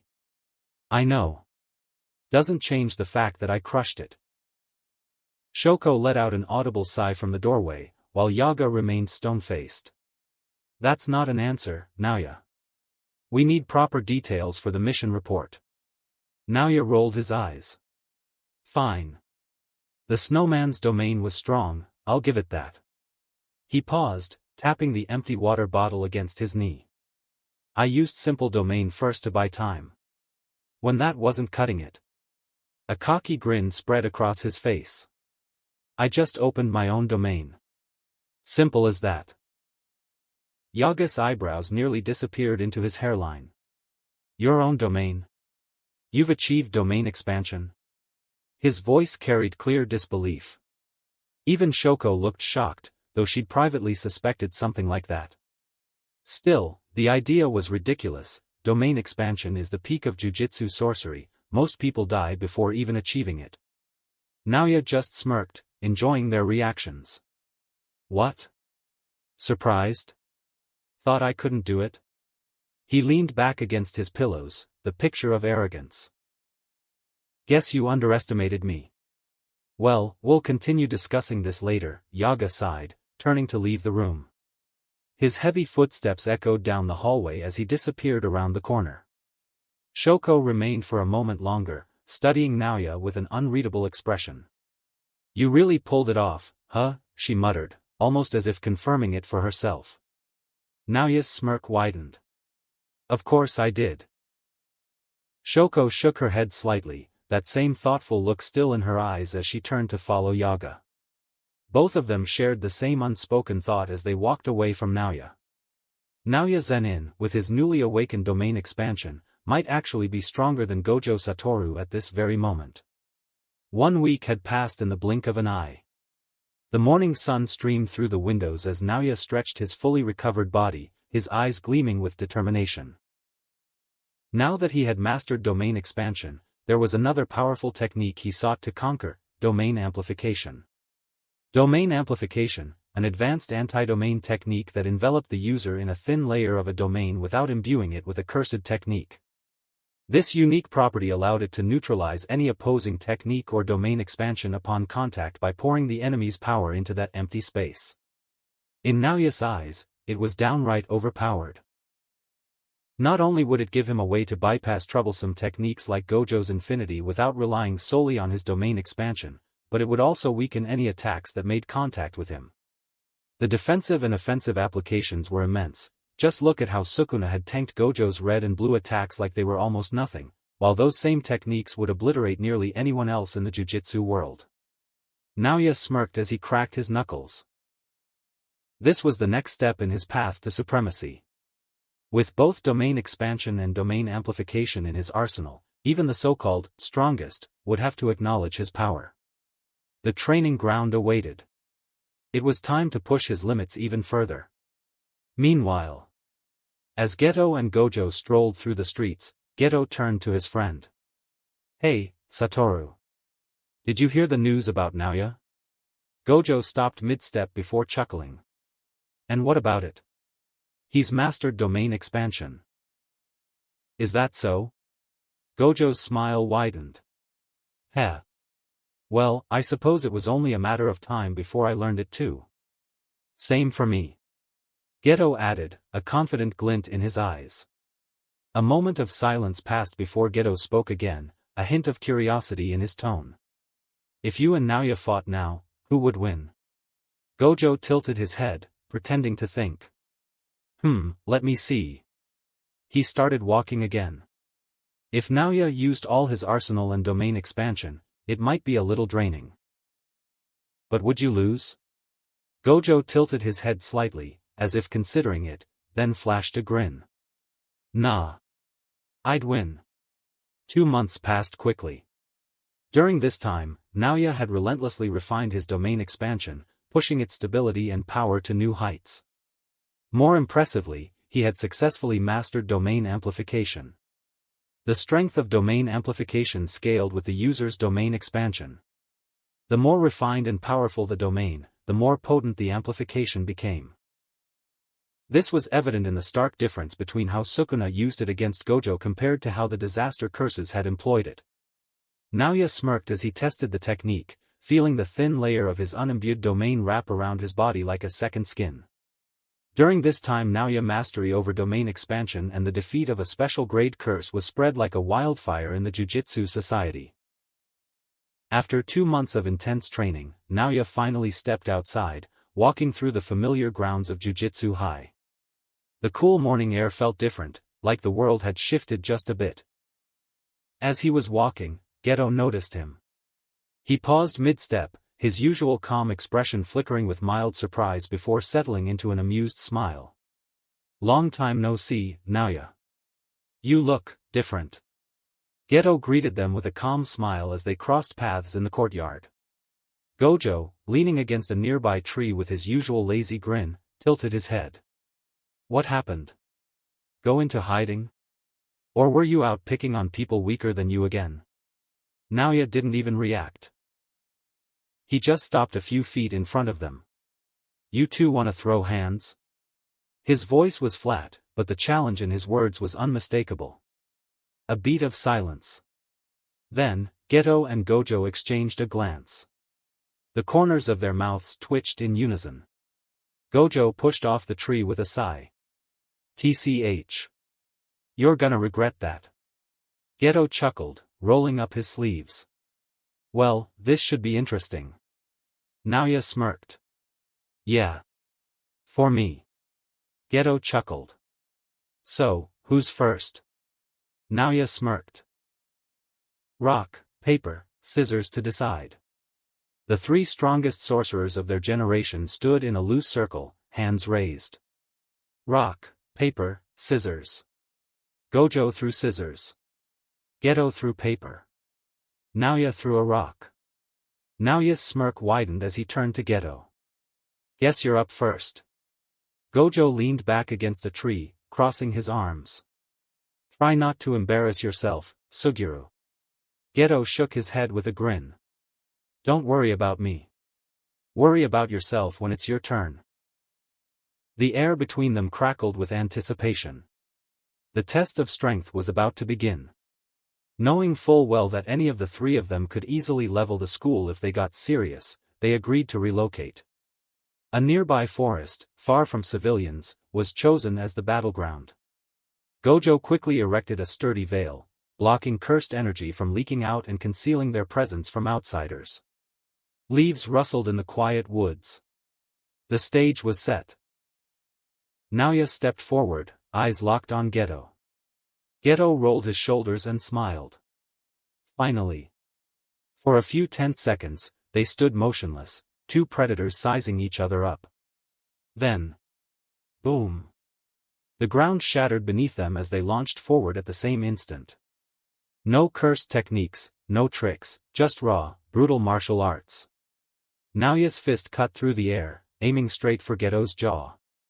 Geto twisted, barely avoiding the blow as he countered with a sharp elbow toward Naoya's ribs. Naoya blocked with his forearm, the impact sending a shockwave through the trees around them. They broke apart for half a second, then collided again. Fists and limbs blurred as they exchanged blows, each strike faster and harder than the last. Naoya feinted left before snapping a vicious roundhouse kick toward Geto's side. Geto caught his ankle and yanked, but Naoya twisted midair, breaking free and landing in a crouch before lunging back in. Gojo watched from his perch, chin resting on his hand. Huh. Not bad. Geto ducked under Naoya's next punch and drove his knee upward. Naoya barely managed to shift his weight, taking the hit on his hip instead of his stomach. He retaliated instantly, slamming his palm into Geto's chest hard enough to send him skidding back. Dirt and leaves kicked up around them as they circled again, breathing steady despite the intensity. We're equal in hand-to-hand? That sucks, Naoya thought. Are you ready, commoner? Naoya shouted, his voice dripping with arrogance. Geto responded by spreading his arms wide, shadows stretching unnaturally around him. Come at me, Zenin, he challenged, as dozens of grotesque cursed spirits began emerging from the darkness behind him, their twisted forms writhing and chittering as they materialized. One of the curses lunged forward, its grotesque maw opening wide before vomiting a torrent of swamp-like water directly at Naoya. The putrid liquid surged toward him with alarming speed, threatening to engulf him completely. Naoya's eyes flashed. Projection Sorcery. His cursed technique activated instantly. The incoming swamp water froze midair, fracturing into dozens of small, animated white frames, just as Naobito had once done against Dagon's attacks. The disgusting liquid hung suspended like broken shards of glass before clattering harmlessly to the ground. Naoya didn't pause. With movement so fast it left afterimages, he launched at Geto like a bullet. The air itself seemed to scream in protest as Naoya crossed the distance between them in less than a blink. His right fist cocked back, cursed energy swirling around it in visible waves. Geto's eyes widened slightly. Even for him, this speed was borderline incomprehensible. His cursed spirits reacted instinctively, throwing up multiple layered defenses between them. A massive, armored curse materialized directly in Naoya's path, its spiked carapace gleaming. Naoya's smirk never wavered. Projection Sorcery. His fist connected with the cursed spirit's armor. For a single, frozen instant, the world seemed to stop. Then, crack. The cursed spirit's frozen form shattered into glittering fragments as Naoya blasted through, his fist rocketing toward Geto's face with unstoppable momentum. Geto knew Naoya was fast. Speed was almost the entire foundation of his technique, but seeing it firsthand was something else entirely. Even prepared, he barely managed to cross his arms in time. Boom! The impact sent shockwaves tearing through the forest, uprooting trees and sending debris flying. Geto's boots carved deep trenches in the earth as he skidded back, his arms throbbing from the force. Naoya landed lightly, already coiled for another strike. "What's wrong?" he taunted.